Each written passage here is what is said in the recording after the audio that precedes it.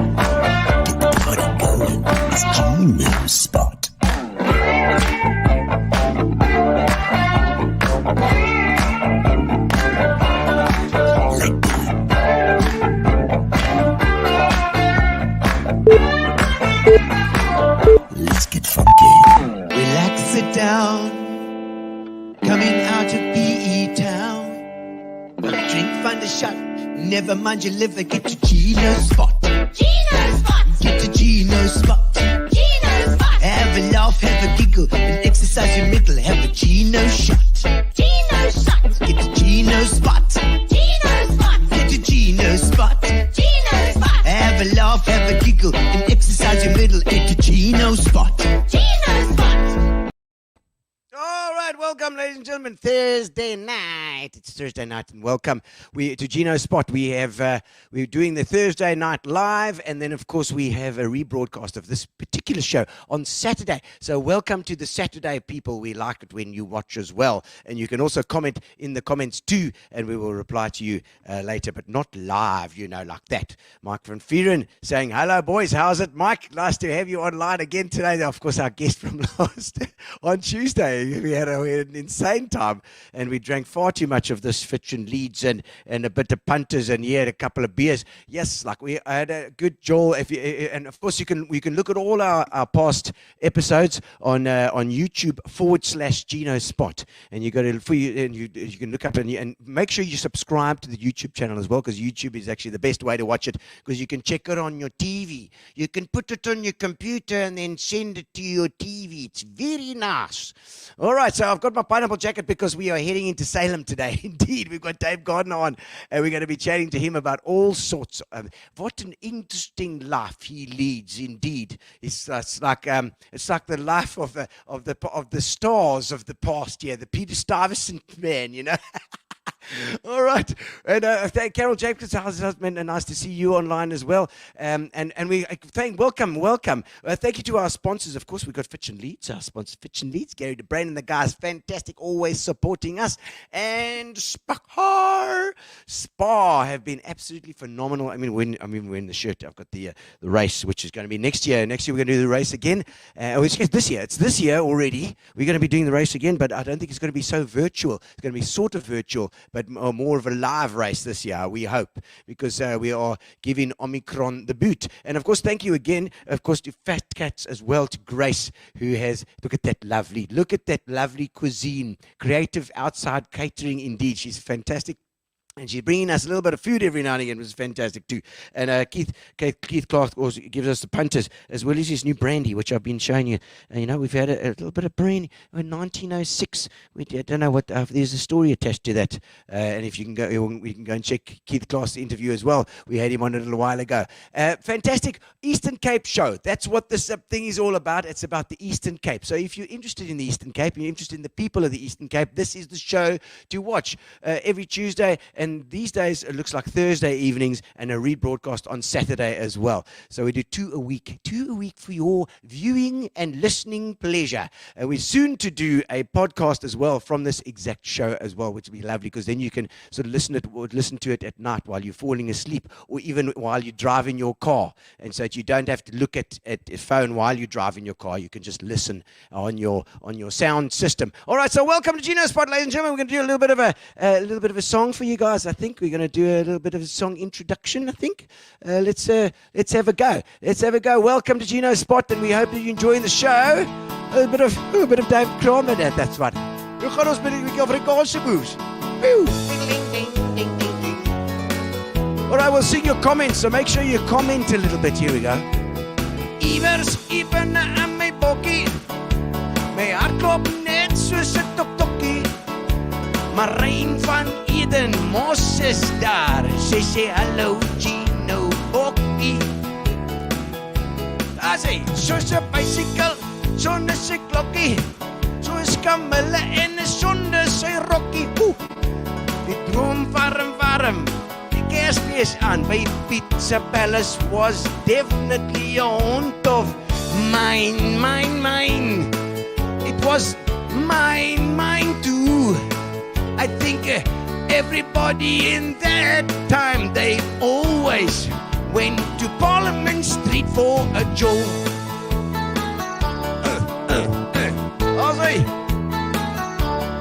Als 'n bietjie Afrikaanse boef vanaand.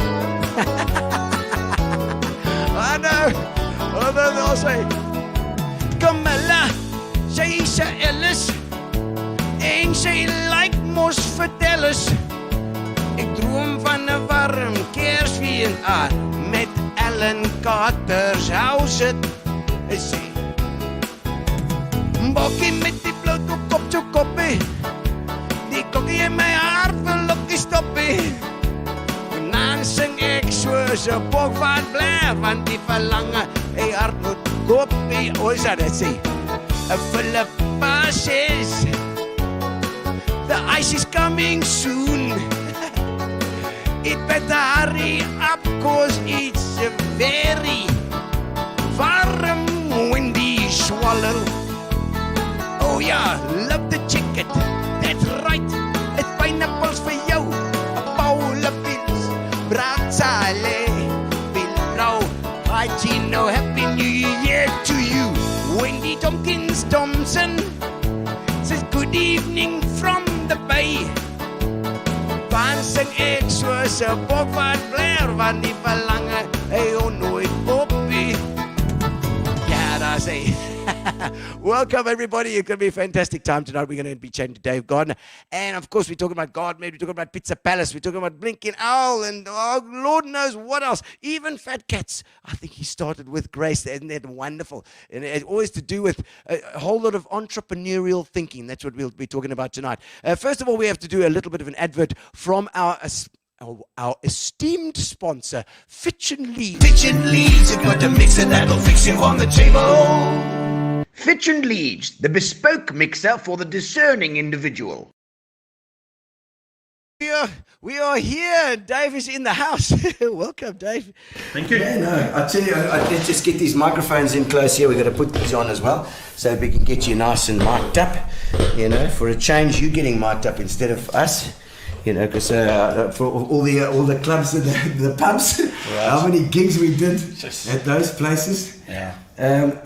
David, first of all, at the moment, Gardmed is your thing. Is that your main drive? Absolutely. Any other sort of things on the side that you like to do? At the moment? No, generally trying to back off. Trying to relax. Very well, but trying to back off. To relax during this time as well. I mean, and Gardmed, I mean, obviously, ambulance services has been hectic at this time. I mean, last 2 years. Yeah, the last 2 years has been really, really, really tough on the staff.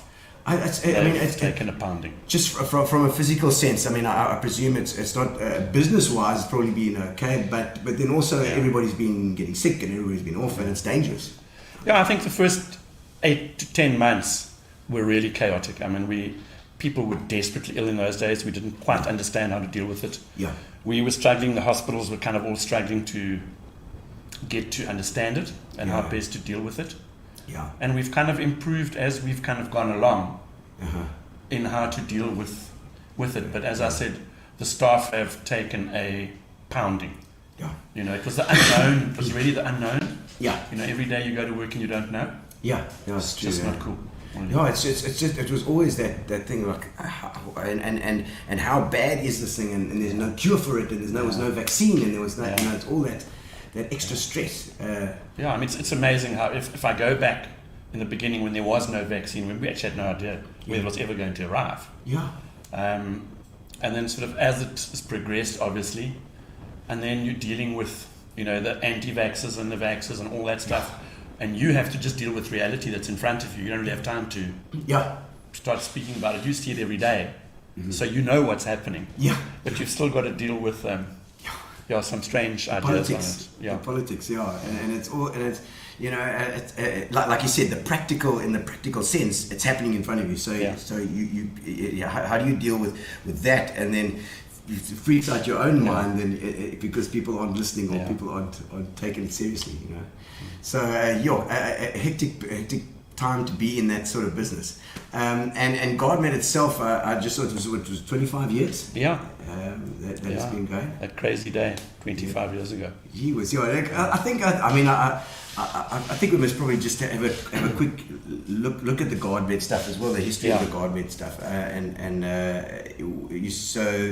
I saw a thing on YouTube saying that you it was more of a joke, a thing where you said go buy an ambulance, buy an ambulance and we'll start an ambulance thing. Yeah, that's kind of how it started. I mean, I actually have no medical training whatsoever. Really? Okay. Yeah. Okay. So it did. A very dear friend of mine in those days was working for me in security, and he worked part-time in the ambulance industry.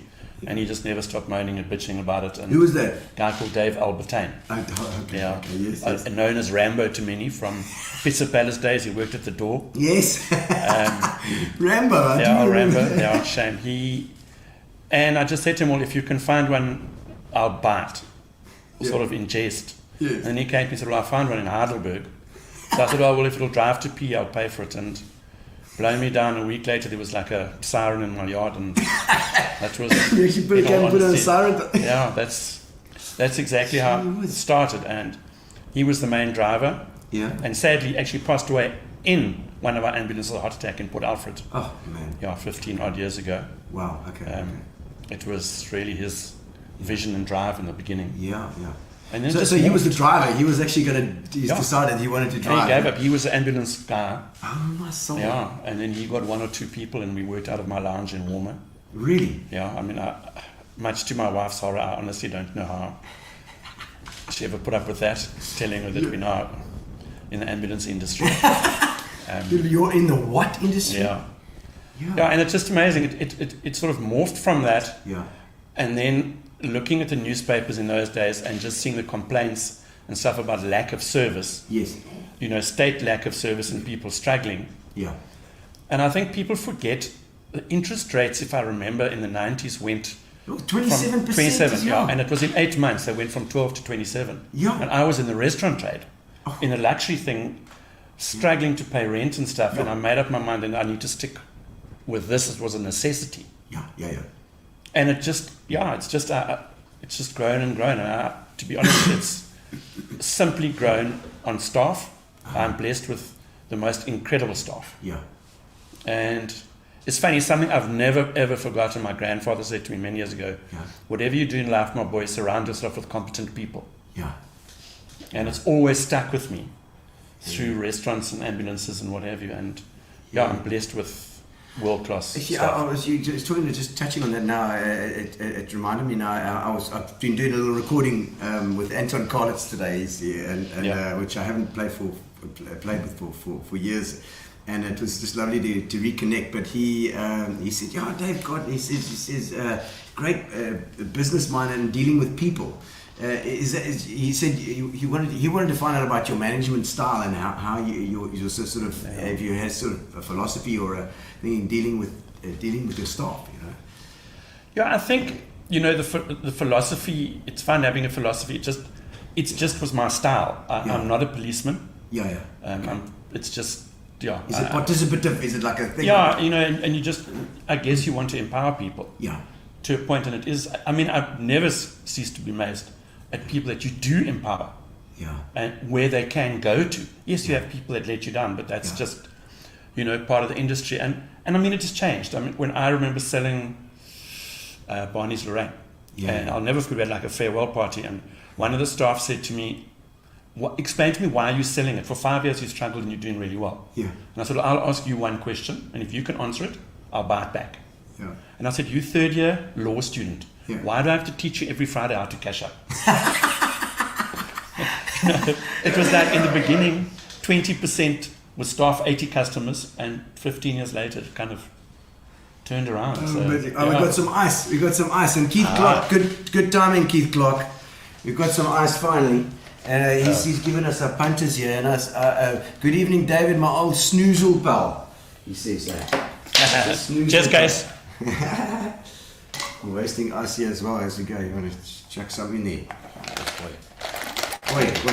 You're right. All right. Let's give some to Gary this side. So here we go. All right. And you were just talking about Keith Clark and the guys, from the early days. Yeah. It was Pizza Palace, of course. Was that your first one? Yeah. Was Pizza Palace the first Yeah, one? and I mean, if actually talking about those days, Yeah. the liquor reps played a massive role in your business. Yeah. Besides the fact they drank it all day, which is beautiful. But if I go back to those days, people like Keith Clark, the late Ronnie Zeeman, Yeah. Conrad Rose, Margie Cullen, Bev Lunchman, Ross Clements, of the older generation, I mean, they ruled the roost here. And luckily work wasn't that high on the agenda after 12. Yes, So there was 12 in a always, day, you mean? yeah. And then after that, the sort of younger generation, Sean Bilson, my dear mate, I think of Craig Cunningham, the late Barry Wood, Chris Giddy, Greg Thomas, all those guys in those days were involved in your businesses. Yeah. And then when I ended up at Barney's Lorraine, Russell Hunt, Paul Bartman, Alistair, they all actually ended up at breweries. So it was a joy. It was probably a different world back then as well. Completely. I mean, Keith will be testament to that. And the guys, there was a lot more that I was talking earlier about Peter Stuyvesant ads and stuff. Where you like to advertise for cigarettes and things. And that 70s vibe was less PC, but it was also there was a certain freedom there as well. At the same time. So those, I mean, there was a joy happening for sure. It almost killed me. Yeah, I'm sure. I mean, we were talking about the Gardmed stuff, but I think we're going to have to go back in the history and just sort of just fill in some gaps. I mean, you from Cape Town originally, or no, from the Eastern Cape. From Eastern Cape. Probably giving my age away when I was born at St Joseph's. Oh, so in East London. No, St Joseph's, which is now called St George's. Oh, St Joseph's was you're right. Just remember that. Yes, back in the day. Come from a farming background. Between Alexandria and Kenton, old 1820 settlers. There were the Hunters farms. Lodge. That's it. The Hunters That's Lodge. it. That was someone one. told me that the name of that place. Yeah, and it's amazing. Of those, I think 4 or 5 Gardner farms. 3 of them are now part of Kariga Game Reserve, which makes me very happy. Okay, yes. That they're now being used for that. So was that Rushmere and Mark Rushmere and Murray Findlay, I think, was also involved there. But, Mark and Graham. Graham. Okay. And so that's still going. It's just that's going from strength to strength. They just seem to be growing and growing. Obviously, tourism has been hit quite hard at this time as well. Catastrophic. Yeah, but now you say so. Your farms, were there? What kind of farms are we looking at? We actually were quite different because on that road we grew chicory. Wow. Which is the only place in South Africa that they grow chicories in Alexandria. For coffee? For coffee, yeah. Yeah. And then we had 2 parts, like a dairy and beef. And in that particular area. Okay, dairy as well? Yeah, dairy. Yeah. Okay, because there was a story that I was told to bring up about the dairy farm and about some tanks with the milk. Yeah, I know. Tell me about that story now. You're gonna have to explain yourself. I know who you've obviously been talking to. Sadly. To Sean. Yeah, a couple of people who would drop me. Yes. Yeah, that was just one of those. We used to actually host huge New Year's parties on the farm. Oh, right. Much to my dad's horror. Okay. And we'd have 4 or 5. Was he quite strict, your dad, as well? No, he wasn't too bad, but I mean, it was just, they turned out into 3-day extravaganzas. All right. And people pull fences down and all kinds of things. But we went up to the dairy to go and get some milk. We were drinking whiskey and milk in those days. Oh, and right, of course.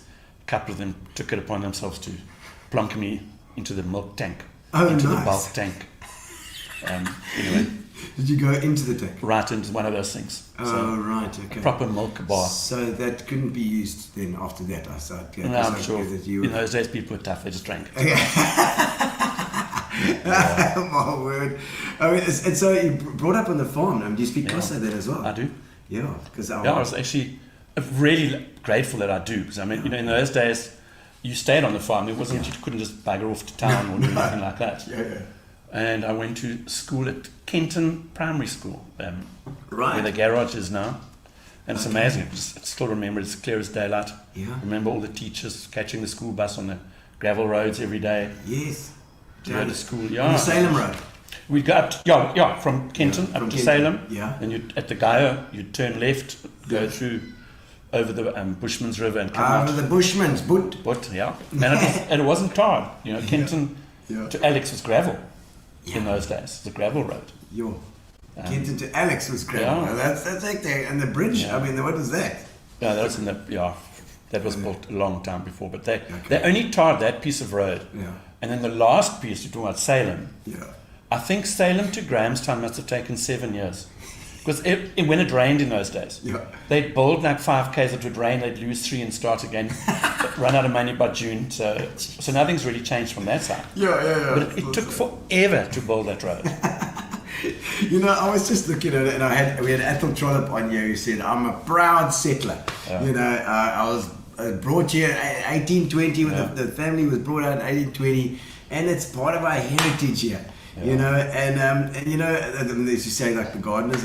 I mean, there's the Wilmots out there. There's lots. The Fords the and the Anns and the Emsleys. Emsleys, all out there. And there was a little diary that I saw that was published a little while ago, and just how these settlers were just dumped, by the Afrikaans guys who were like Satov now. Everybody's stealing their cattle and burning their farmsteads. No, but it's crazy. You just think they literally took, I don't know, months, I guess, on those old boats. Yeah.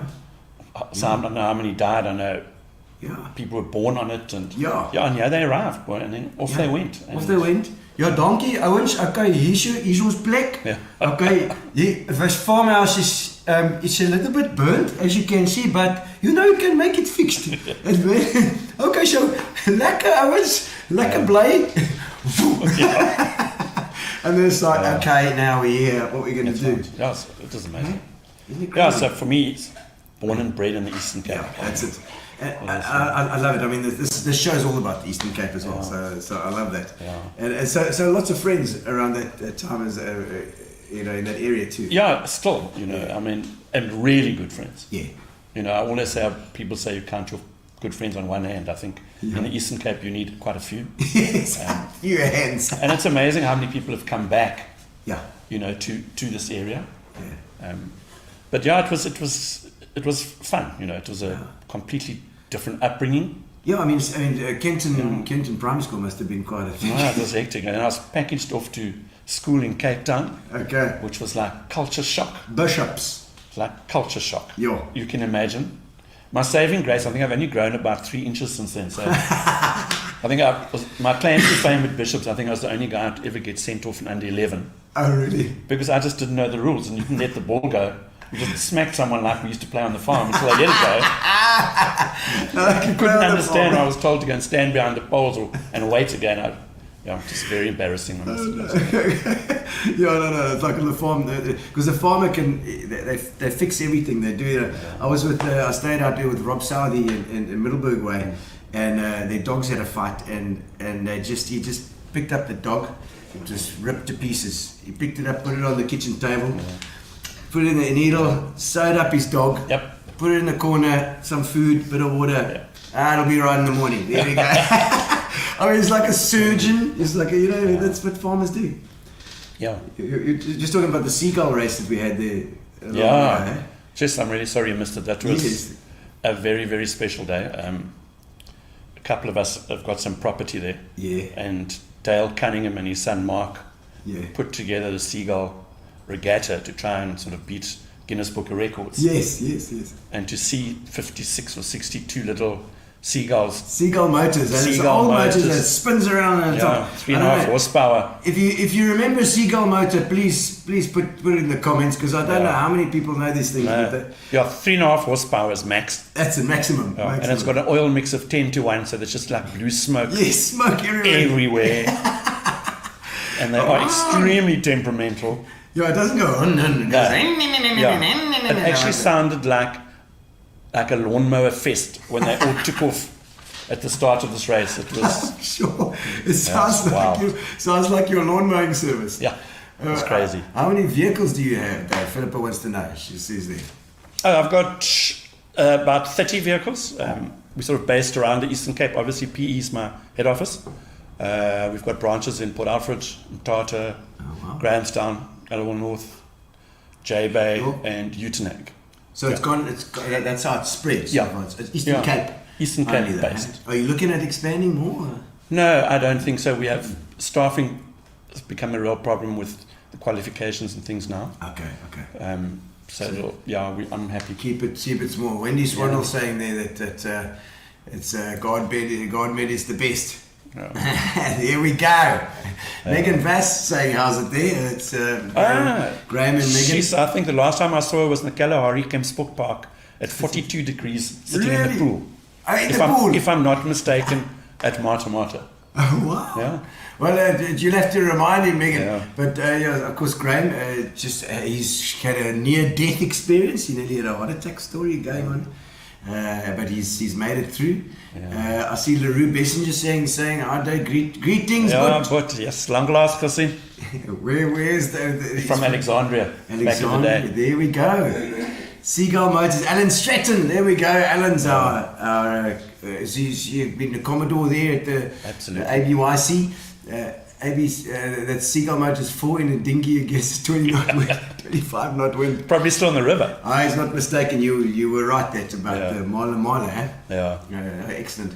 The Swartkops River is Alan Stratton saying about going over with the seagull at the Swartkops. Yes, I think we've been up there with the Swartkops as well. But that seagull, the problem is it breaks down every maybe 5 minutes. No, it's not so much. Big cooler box. It wasn't so much a race as just being able to try and finish. I think that was the thing.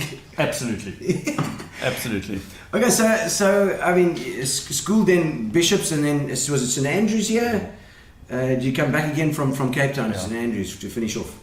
Yeah. Okay, so back to the Eastern Cape again. I think just up close to a bit of discipline. Oh, in the family. Really? Okay. Yeah. Were you getting into trouble then? Yeah, it was. We were border. Yeah. From the age of 10, you kind of learn quite quickly what to do and not to do, and how to survive. Okay. And then from then on into the Defence Force. Oh, right, okay. I was that year, I really felt sorry for the guys. 1977, you had to do 1 year if you're in the army, if I'm not mistaken, and with their 40-day party to go, they were told they had to do the second year. Oh.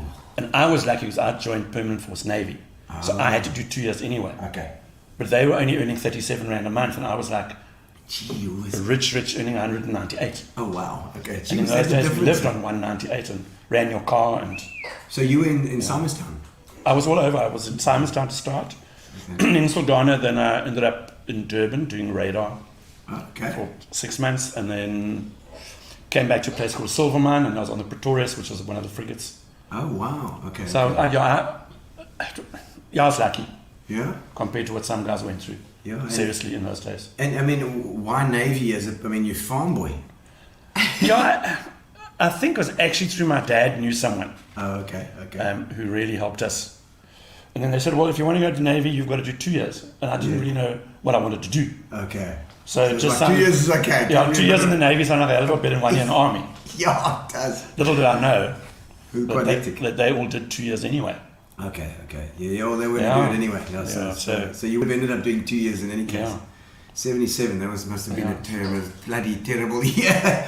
And so, okay, and like you said, all over the place. I've just been down to Simonstown, and they've got the new boats there with the Corvettes or something. Corvettes. The new Mendy was there as well, but I don't know if they've got crew for that. No, and they don't have. They can't fix them. Yeah, that's a problem. It's a disaster. I think. Submarines they got as Yeah, well. yeah. They, Lordy, what's going to happen to anybody know what's happened to our Navy? Alan Stratton, is it coming right? What's happening with our Navy, bro? Pat Wood saying, Dave, did you work with Alan Littlefield or Michael Miles? gee, to be honest, I can't remember if they were in the restaurant trade. It's so many amazing staff. Yeah. So you started. You said you started Pizza Palace. That was your first restaurant. How did you get into that? I mean, were you doing what were you doing before then? Is it construction? Yeah. You studied? Did you study that? Yeah, I had a bit of a fallout with my dad, and he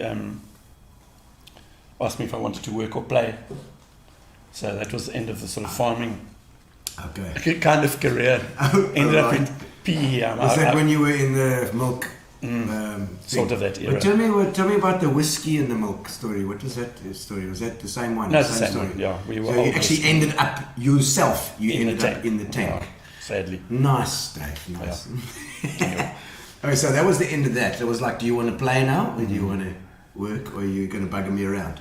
Yeah, I mean, it was quite funny because I'd been to the States and come back to farm. I spent quite a long time in America and ended up coaching rugby in the States for a year or two and just buggering around having a crazy time.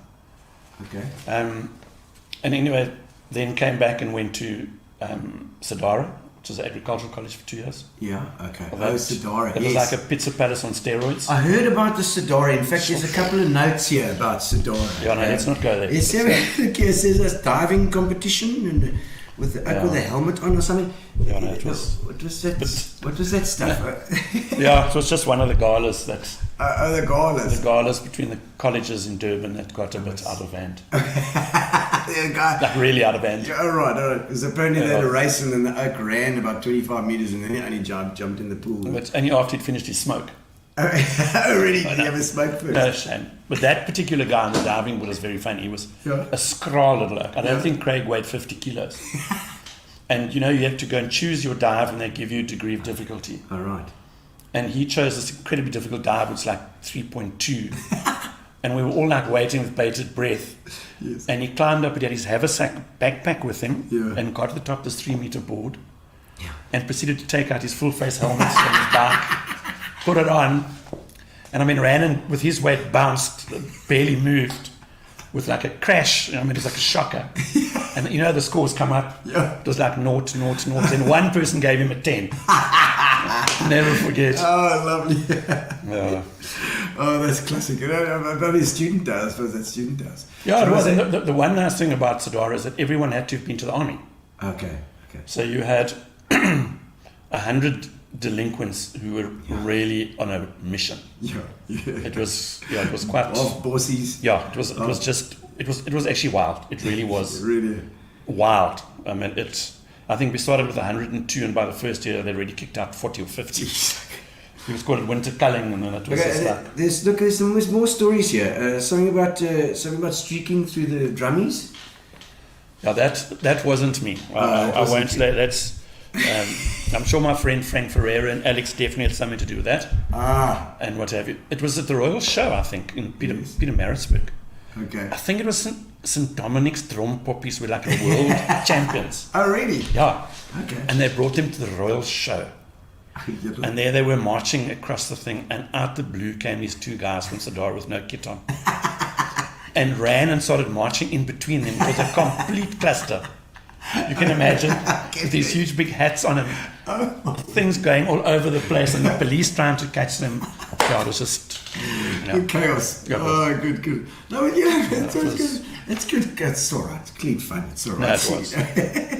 Oh my word! And I mean, there's also another thing that Sean said I must ask you is apparently your nickname is Dusty. Is that right? Yeah, Sean is actually bad news. He should never have spoken. Yes, I should never have spoken to him. I know, but that's the ones that we like to speak to.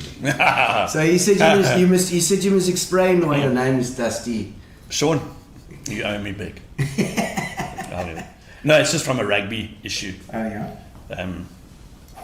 Used to play rugby for Alexandria in those days. Oh, okay, yes. Alexandria Mighty second team. Oh, the second team. Yeah, which is just funny. And one of my best mates, Frankie Ferreira's dad, was the coach. Yes. And he wanted to practice a move up and under like they do today, all day, every day. Yes, yes. And I was the clown who was at the back who had to go and catch these Catch things. the ball and then... And there wasn't a lot of grass in those days. And like every like 4th minute, there was just this cloud of dust as I got like mauled. And I think I still, if I'm not mistaken, I'd hurt my ankle because I took a rugby team to America. Yeah. I took 23 farmers to America for 6 weeks. Yes. After I'd come back from the States. Okay. Because you said you were coaching rugby over there. Yeah. So how did you, on earth did you... I mean, this kind of missing pieces of the story here. How do you get to rugby coaching? When I left Sodara, Yeah. a couple of us went on, what you'd call them, Gap year. Gap year for a year, organised, Okay. to America to go and work on different farms. Post-matric, post-study. Yeah, whatever it's Post-grad. And I was lucky I went to California Okay. Wow. and worked on a really big dairy farm with, in those days for us, if you milked 1,000 cows, it was a lot. Yeah. And they milked three times a day, and it was very intensive on like 20 hectares, all zero grazing. Okay. And when I sort of was halfway through, almost finished about 8 months, I was actually in a little town called Davis. Yeah. It's got a big university, Okay. agricultural and veterinary science faculty. Okay. And I was actually at a traffic light one day, and I looked to the left, and I was watching these guys play some kind of sport. I thought, that's rugby. And I rode around the block and came back, and I looked, and they played. So I climbed over the fence. Yeah. And I'll never forget, there was a guy with his arm in plaster. I said, what's happening here? And we started chatting, and he said, where are you from? I said, from South Africa. I said, do you play rugby? Little did I tell him that I'm not that well, Yeah. but it's a lot better, hopefully, than them. Yes. Well, they thought so anyway. Okay. Yeah, and ended up getting involved with the Davis University Rugby Club. Wow. It was, an amazing time. Okay. Strange that they would be playing rugby. I mean, because they're all American football. Yeah. And what is interesting, you're only allowed to play 4 years of university sport. Okay. So some guys would sit out for a year and wait because they'd have more chance of getting into this, that, and all the rest. So we had these top basketball, football players and athletes who were a pleasure to coach. They loved the physicality, and they were athletes from hell. Really? Yeah, I mean, it was great fun, and we obviously did the whole West Coast. We played in that West Coast League with all those great universities. So those guys were sort of hanging back for a bit. A lot of them, and some were just playing. There were a lot of expats. I mean, our key player was a guy called Arona Paloma. He actually captained Tonga. Oh wow! Way back.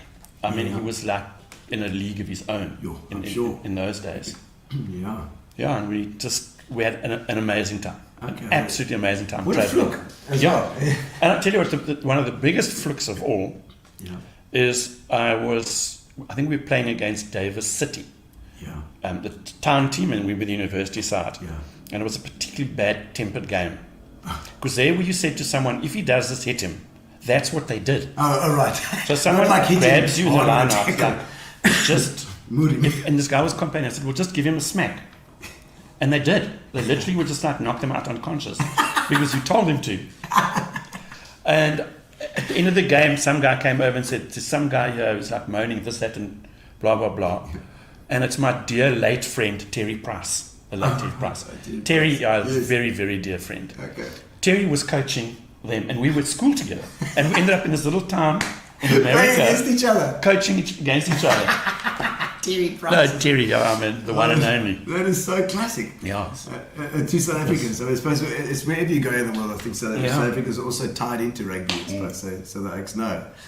Oh man, and I've got you a music promoter story. What the hell? No, what is let's that? let's not go there. Oh, I think my wife might shoot me. I decided to take on Gary Hemmings and Co. once in my life, many years ago. Oh, really? Music promoter. And we had a New Year's gig out on our farm at Kenton, where we had Vonderboom and Fokhoff Polisikara and Seether and... Oh, my word. And it is without doubt the fastest way to lose money. Oh, yeah. No, Gary knows it. It cured me once and for all. And it was like, it was great fun for the first part. Yeah. And then, anyway, I was cured. Yeah, cured off because after you had to pay in that money. Yeah. Yeah, it's crazy. That was crazy. Yeah. But it was great fun. We had His Fat band's party. playing. Everybody had a fat party except me. Yeah, because you were like, oh my God. And what my am I poor gonna wife do had to now? sit there, collect money Oh. and stuff. We were actually quite organised, to be honest. Yeah. But it's just, it's a numbers game, like everybody knows. And those bands were out of line in those days, in my opinion. Yeah. They demanded money. They wanted to be treated like Yeah, royalty and bottles yeah. of tequila and this and that. Yeah, and it yeah. was just, didn't work out with our Eastern Cape mentality. Yeah, yeah. Joe Big mentality as well. Yeah. Sometimes doesn't work here in the Eastern Cape, but Roughly. you got to have the proper moves here. We can't. Yeah. There's no flipping airs and graces. Yeah, but this side of the equator. Yeah. So it's crazy. And Kenton is always busy that time of year though. Yeah, it still is. Yeah, it still is. Yeah. It still is. I mean, it's it's a great place. There are a lot of sort of generational families who come. Yes. I mean, if I think of my group of friends, say 10 families, of the 10, 8 of them, the kids are all within 2 or 3 years of each other. Yeah. They all socialise, they're all in their 30s now. Yeah. So they can put the bloody boat on the water Yes, and do all the they shit can and go. buy. I can do that Yeah, stuff. we can just relax and do what we do best, you know. Yes, have a couple Yeah. of whiskies and enjoy it. And I mean, now, so Pizza Palace came after that. Then when you come Yeah. back from overseas, and Yes. everything, no? I was studying and then I was working in construction. Okay. And we used to frequent the Pizza Palace, a couple of us. Okay, was it going then? Yeah. Who actually owned it at that time? The late Brent Venn and Varen Karp. Okay. It had been called something, then the Pizza Palace, and then I bought it from them. Okay. But we were their best flipping customers. We used to Oh, help I them see. work behind the bar. In those days, it was fantastic. They paid you in liquor. Oh no. The DOP system. You know. That's what it was like. If you worked, you could drink as much as you want to. So, Okay. yeah, and it ended up there. Yeah. And So what was the idea there with it? Did you change anything from what they no, not really. But I learned quite quickly that music was a big draw card. Yeah. And there's a couple of things I learned in the restaurant. One is to be open 7 days a week. Already. And don't say I'll close at 9 this night, 10 that night. Just say we're open till midnight all the time. Okay. So people know. Yes. There's consistency. Hey? Yeah. So that you So good always idea for people who are looking at restaurants. Always open. Always open. Whatever the 12 time is. o'clock is the closing time. After. Yeah, you just need to set set something. it. Yeah. And then we were very lucky. I took over some guys who were master pizza makers. Oh, really? I mean, we could sell 500 or 600 pizzas a day at Pizza Palace with takeaways. Wow. All those people out there, they'll all remember the garlic Nevada. Yeah. It was our main pizza. And as I said, we had live music 7 nights a week. Yeah. And some great musos. Some you were there. fantastic music. Right, yeah. So, yeah. Yeah. I mean, I remember. I think we took over from Steve and Pat. Pat, yeah. Yeah, Pat Carl. That's right. Patrick Steve Kruger was his Steve name. Kruger. Yeah. Somebody tag Steve Kruger and Patrick Carl, Carl, please, yeah. in the comments, because I really, I'd love to get in touch with them again. They were a great duo. Yeah, they were. And they used to, and they pulled in a drummer as well once or twice. Yeah. And I remember going and jamming with them every now and again. But that place was packed. Yeah, I mean, it really, I think I've got a photograph of about 70 people standing in a queue on a Monday night. Yeah, there was a queue outside. And we made key rings, Yeah. 50 of them, and for the regulars. Yes. But the shit we used to have to put up with at the door Really? about people trying to get in or climbing over the back, the Robert Bessingers of the world and all those people used to come through the back kitchen, climb through the barbed wire. And I remember people would come to the door and they would scream at the doorman, I know Dave Gardner. And, blah, blah, blah. Of course. And standing there one day, and this chick was going absolutely off. Yeah. And I said, is there a problem? Yes, you need to go and call Dave Gardner. And I'm this, and I'm sick and tired of this shit, and I need to go to the loo, and blah, blah, blah. Yeah. And I looked at her, and I said, well, you must have changed since you've known him. You know, it's me. Kind of story. Yes. Yeah, What do you want? Yeah, no, it was great fun. It was like anything that goes. Yeah. Except don't dance on the table. The chairs and everything right, else, yeah. you could do what you want to do. Although they were on the tables. Quite a No. lot. Every second day, Bilson Brothers next door patching and building. Yes. Yes. It was a crazy time. It really was a crazy little place. And as a matter of fact, a couple of months ago, Sean and some guys got together and sort of started a Facebook group, the Pizza Palace Reunion, Oh, classic. which we kind of toying with of getting a date Yes. And they started a group, and there's like 240 people on that group already Wow, let's do to it. have a Pizza Palace reunion. I'll get the band together. I'll Jeez. organise Joe, and it was myself, Ray Nurse, and Brent, and then Joe joined us as well, Joe van Linden. Linda. So Brent is still around. We can get him. I can get Joe. We'll have a go. Joe and I jammed the other day with Cindy Alter and Tim Parr that came through the Music Kitchen, and it was such fun to play with Joe. I think we should have a look at some of these comments here that are coming through. I see. Linda Saunders saying what a legend, such a super awesome person. Alan Stratton is saying that in the Navy we fixed the 7 subs or something like that. Yeah, we probably fixed them while they were on the bottom. Yeah, no, we need to get the air out, the air into them and not out of them. Yeah. Another guy from Quebec also coached rugby in the USA, Zev Warren Khan, also known as a rugby rabbi. Yeah. So he also did it as well. Were you in touch with a couple of coaches there? No, not really. You're just doing the Joel there. Yeah. Davis, what? Davis, UC Davis. Okay. Yeah, that and it was funny, we were actually in Cape Town, and my really good mate Frankie, who's a fantastic storyteller, proper Eastern Cape storyteller. Right. We were chatting about the rugby tour to America. Yeah. And he was telling it to about 5 or 6 people, and within about 10 minutes there were about 20 people listening. And eventually this guy couldn't contain himself, and I'll never forget, he said, his exact words were, "Stuff the movie Spud. You also got to make a movie out of this shit." It was like so funny, because Frank was like telling all the stories. I mean, how we got to Joburg, we hadn't organised transport, and we stole his dad's 8-ton truck, cattle truck, that put a tarpaulin and drove to Jan Smuts in those days. And the poor driver had never left the Zuni area, and he had to get back from Joburg to Alex, and we arrived in America with no transport, and 3 guys went, and they came back with a American bus, a school bus, which can go anywhere, and it was fantastic until we got there, and only 2 seats in it. Oh no! So it was like a 6-week. You're sojourn. No, it was unbelievable, driving from Texas all the way through up to California and playing rugby. Now I see Russell Hunt has also said Sean Paul has tagged Patrick there. I see Patrick Cole. So Patrick Cole, if you're listening as well, we're talking about Pizza Palace. Great times there. And Russell Hunt, like good to see a varsity mate, Gino, my friend. Yes, absolutely, Russell. I remember Russell had absolutely. Russell with the long hair. Yes, Russell the love muscle. Yes, he was a classic at varsity. He was everywhere. Absolutely. There was nowhere where I went. There was a Joel that Russell wasn't there. In fact, he was also at Pizza Palace as well, I think. Yeah, he actually, Russell and I worked together when we started the Blinking Owl. Oh yeah. He came and I think he was working in Everett Street, next to Margot's in those days. I used to work at Margot's. One of those places. No, it was right next to. I worked at Margot's to pay for my Technicon. Oh really? Okay. Yeah. And Russell was there, and then he started that, and then he went to America. And when I started, I think Barney's Lorraine, I eventually tracked him down. Russell will know the story. I think he was working as a chef in a town that had a population of 15. So, not a gourmet chef, but the cattle drives and that used to come through. Okay. And Rusty came back and Cowboys. Yeah, came back and helped me get Barney's Lorraine on the go. Yeah, no, good memories of Russell, and my wife Philippa knew him as well. She was studying teaching. I see Davina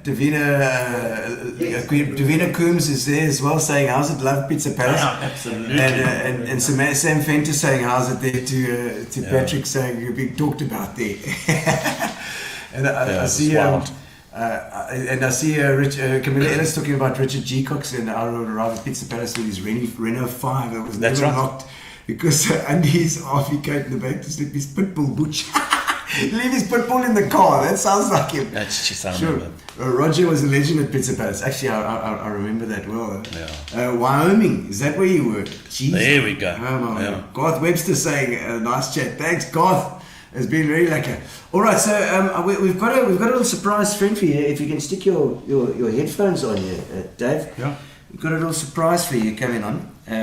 You mentioned Frank. Yes, you did mention Frank. Yeah. So we managed to track Frank down. Frank, are you there? Can you hear us, buddy? Whoa, there we Frankie. go. You see this little Dutchman, he can't work his I computer. think his internet is... There we go. This is my pet Dutchman, I might add. Hello, David. Can you hear us? Can you hear us, Frank? Yes, We might have to- I can, Gino. Your picture's gone a bit dead, but it's fine. We can check you somewhere there. Oh, there, it's gone. It's gone again. Back in and Picture's out. gone a bit off. We can hear Just you. like Frank. You have to switch your camera on and off, baby. We'll try and do something. Thank you. Yeah. No problem. But Frank, I know we can hear you nicely. We just can't check you. That's probably a good thing. Switch his camera on. Oh, you have to switch your camera off and then on again. Try that. Try it again. Let's have a go. No. You must restart the camera. You might have to restart your camera. I'm not sure. I tell you what, Frank, I'll give you 2 minutes. You can go out and then log in again. I think it might be a good plan. Yes, yeah. Okay, we'll try that. Okay. All right. So you can leave studio and then log in again, and we'll find you. In the meantime, Okay. in the meantime, that is background on track. Yes. Give us a background on Frank while you're there. See, where's this friend from? This friend Frank. He's from Alexandria, actually. Okay. Yeah. He says he's in Grahamstown at the moment, I think. Yeah, he's just trying to be Lonnie. He's actually I he see. lives in Grahamstown now. I've known him for many years.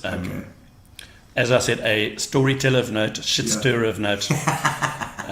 Farmer as well. Yeah, I was farming back in the day Okay. when we all farmed in that area. Still in the agricultural side. Yes. Okay. It's got a very long suffering wife. Yeah, Tandy. Frank and I go back a long way, and besides being extremely naughty Yes. and badly behaved, I have to admit, Frankie, ek sal oorlog toe gaan met jou. Same process. Yeah. Gary's got him on the phone there. He's going to try and talk him through it. You're going to try and talk him through it. But in the meantime, I think we must just touch on a couple of other these things that Sean's given me here. He said that Barney's was after Pizza Palace, right? Yeah, But first it was Blinking Owl. no, it was. Oh no, Barney's then Blinking Owl. Yeah, no, it was Pizza Palace, Blinking Owl, Barney's. Oh really? Blinking Yeah. Owl and then Barney's. Barney's, Yes, yeah. because I remember Blinking Owl was doing quite well there in Cape Town. Yeah, we had a crazy time there. Yeah. And you started that. Was that with that was. It used to be a Wimpy. Oh. It was an old Wimpy. Then it Yes. became a restaurant because when I bought it, it was like all pink and purple. Okay. And I'll never forget, we walked in with the landlord and there was still change in the till. Like coins, not a lot of money, but maybe $10. Yeah, like a float. And the coffee was still in the cup. The thing was still empty for like 8 months. Jeez. And the CDs were still there. I think someone walked in and just Oh, you arrested them. dangled them. And You want some more? What have you? Jenny, we've got some of Casey's punters here. yeah, absolutely. We'll top up, a quick top up, and then we're going to try and get Frank on. Yeah. Because I think that would be a miss if we didn't get Frank to tell a bit of a story. Have you got some more that? Let me get it. I've got a Fitch and Leeds. We've got a bit of a what you call it? It's grapefruit tonic. It's been quite nice actually. They've got all sorts of flavors. Oh, there we go. Oh, I've got a new one. Fine, we'll open this one. We've got an endless supply here. You know, Beautiful. thanks to Fitch and Leeds, we have an endless supply of tonic. If anybody's walking past Warmer here.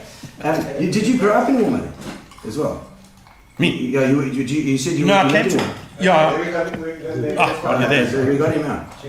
All Hello, right. Dutchman, are you There back? we go. We got him on. David, yeah. So glad. There we go. All right, I'm going to put this thing up here. All right. We found you, Frank. We found you. Got me. Thank you. I've got you, Gino. Excellent. And I see there's already been lots of comments coming on here, Frank. And he says you're a naughty bastard. That was a long time ago, Gino. Oh, so you've changed. He's talking about last week. I've got a friend that always says, I can change. Yeah. But you can't. No. Yeah, dude. So we've Frank, had- yeah. We've had David and I and lots of other people. It's very special to be part of something like this where he's involved. Yes. Thank you. Yes, a little bit of a tribute, and also we like to drag him through the mud just a little, because you can't, being head of Gardmed as well.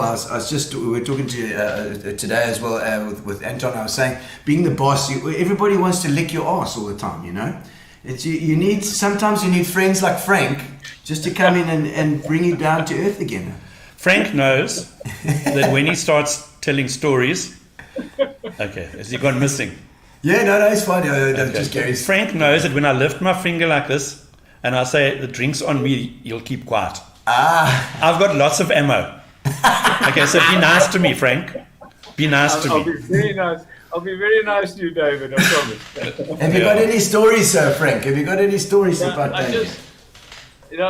Dave's covered quite a few good old stories and things, but I just want him to take us through Sadara cricket tour in 1982, where we played batters, and he and I were batting 10 and 11.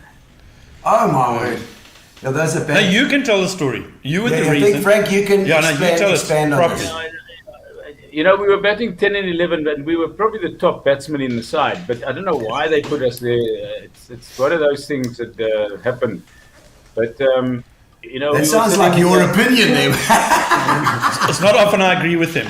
But anyway, we played against batters in those days, 1982. Yeah, well, it wasn't. It was actually a Sadara cricket tour, and we fielded in the first before lunch, and after lunch we had to go in and bat. Which being 10 and 11, Dave and I thought, we've got some very good cricketers in those days. We had some decent cricketers, and there's no reason why we should leave the pub now and go. We'll stick around. There were some stray cats in the pub as well that we were sort of got our eyes on as well, and thought maybe we must sort something out for later. Yes, of course. Preparation. So what happened? We sat there and we were having a good few, and we worked out that sort of 5 and 6 must be in now, and we headed off from the Pig and Whistle back to the cricket ground to get there, and the covers were on. Game was over, and in the scorebook they had there Gardner, caught and bowled Bowman, Pereira, caught and bowled Bowman. Bowman. Yeah, I do. Sadly, I do. Yeah. Oh, at least they had a sense of humor about it. Okay, that was your last. That was your last game for that team. It was one of our last games, yeah. And, I just want David also to let everybody know. I'm trying to think of the years. It was quite a long time ago, but David developed a helmet that you wore on your head with 2 beer carriers, and you could put beers in it, and you could drink beers while you were walking. And that. Yes, at the cricket. Yeah, exactly. Your invention. Did you invent that? Yes, and he patented it, I think. Yeah. That's amazing. Because I know that thing. Yeah. I patented it in Bathurst only. Oh, really? And then Dave wanted to launch this in Pietermaritzburg, which he thought he knew the lay of the land, and he knew where all the thirsty chaps were.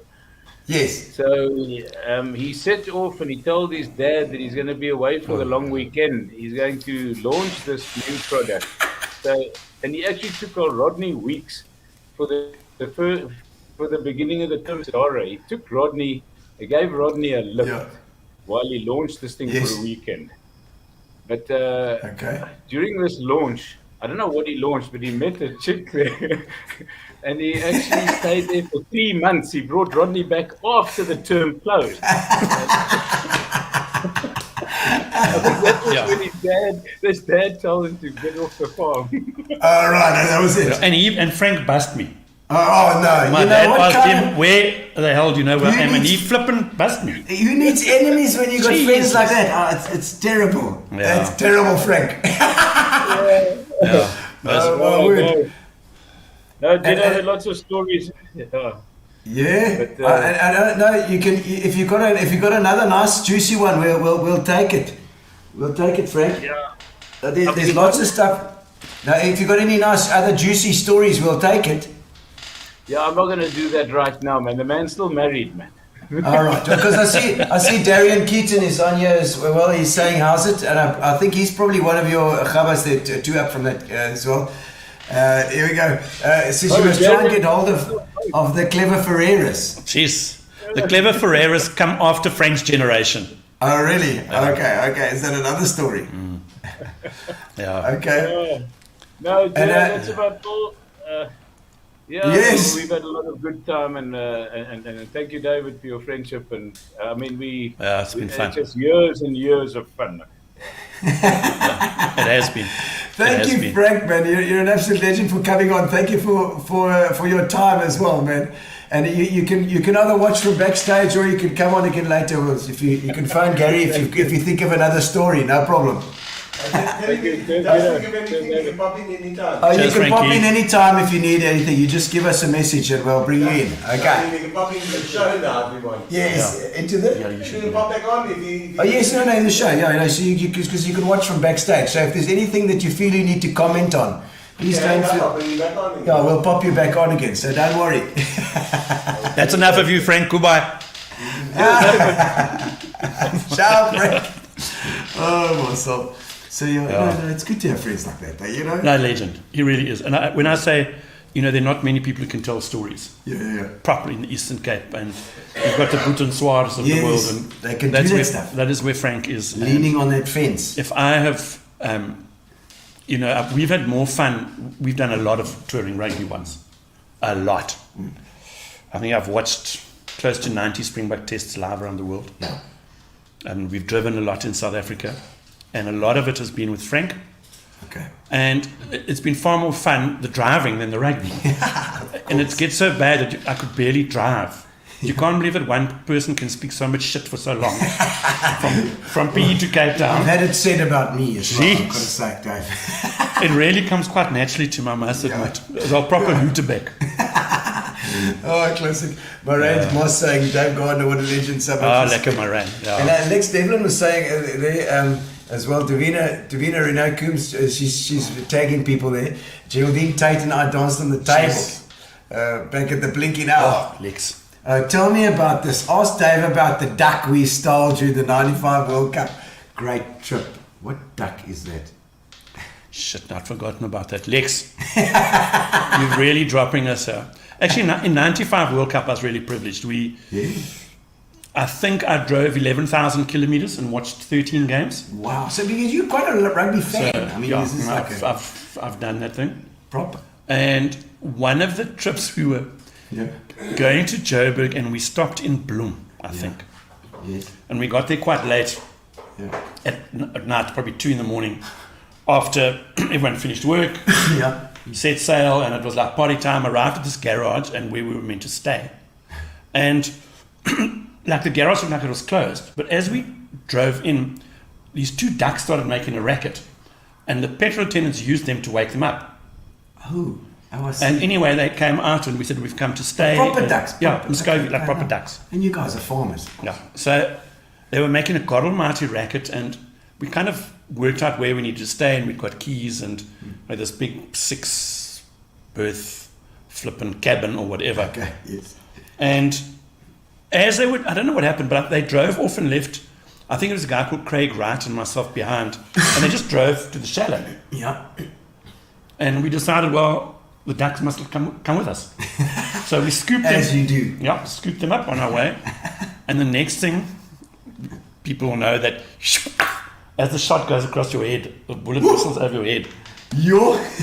I think we both got such a fight, we didn't let go, but we took off at a speed to where the combi had gone. They took shots at you. Yeah, and we went flying into this sort of big bungalow type room and sort of dived into bed, like, thank God, threw the ducks at the door, left the ducks at the door, and they were making like an absolute racket.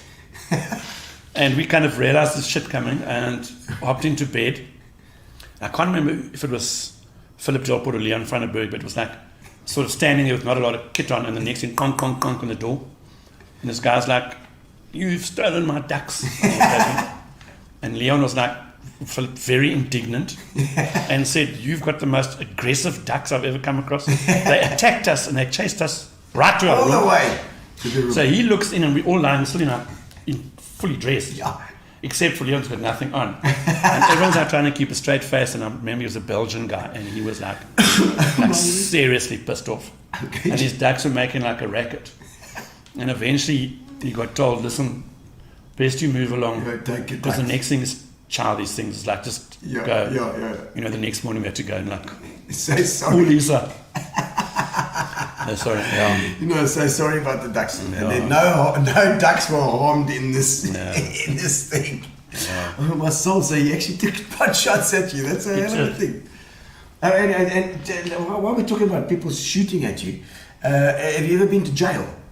That's what I always ask a lot of my people that come Where on the does this show. come from? Because a lot of people at my show have been to jail, and there was a story about it as well Yeah. somewhere, and I can't remember where it was. Yeah, but very fleetingly for a couple of hours. Sort of 25 or 30. 30 hours. Yeah. Yeah. Tell me the story. Is it tellable? Yeah, no, absolutely. Yes. It's in Kenton. Oh, okay. And we were just walking back from the hotel to our house, minding We're our- just walking back carrying from a the case of beer, hotel, minding our own business. minding our own business, and Yeah. And- Like, when we'd finished a beer, we just kind of tossed it over the fence, and one or two landed on some roof or something, and they obviously phoned the police, and this cop van arrived. And everyone who's in Kenton will know who Carney is. He was like a sergeant, okay, a bull of a man. okay, big guy. And I started yapping him, and he just said, I'm going to phone your father. Really? So we got into the thing. We said, we'll only get in with our beers. He said, get in. So we're sitting in the back of the van and drove off to the police station. And I remember saying, So you all know each and he other. was, get out. I said, no, we're going to finish the beers. He said, get out. But he was so big, he couldn't really get in to get us out. I see. And the next thing he arrived, You couldn't get into the van. yeah, opened the door. We were like sitting up against the back, drinking as fast as we could.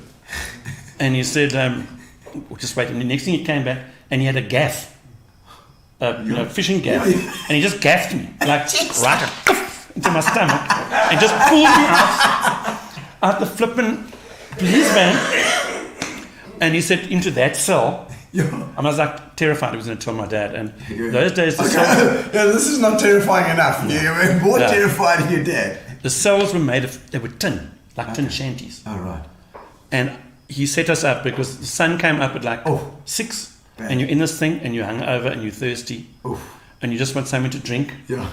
And every time we'd like shout, yeah, bring us some water. He just said, I'm going to phone your father. And eventually, at that evening, Yes. after like saying, please, please, please, anyway, Okay. Sorry. that was sorry. my only Well, that's experience. actually it's quite a funny story. Yeah, that no. actually I got to say. So he gaffed you with the fishy. You know, Oaks had to be tough, eh? yeah. You know.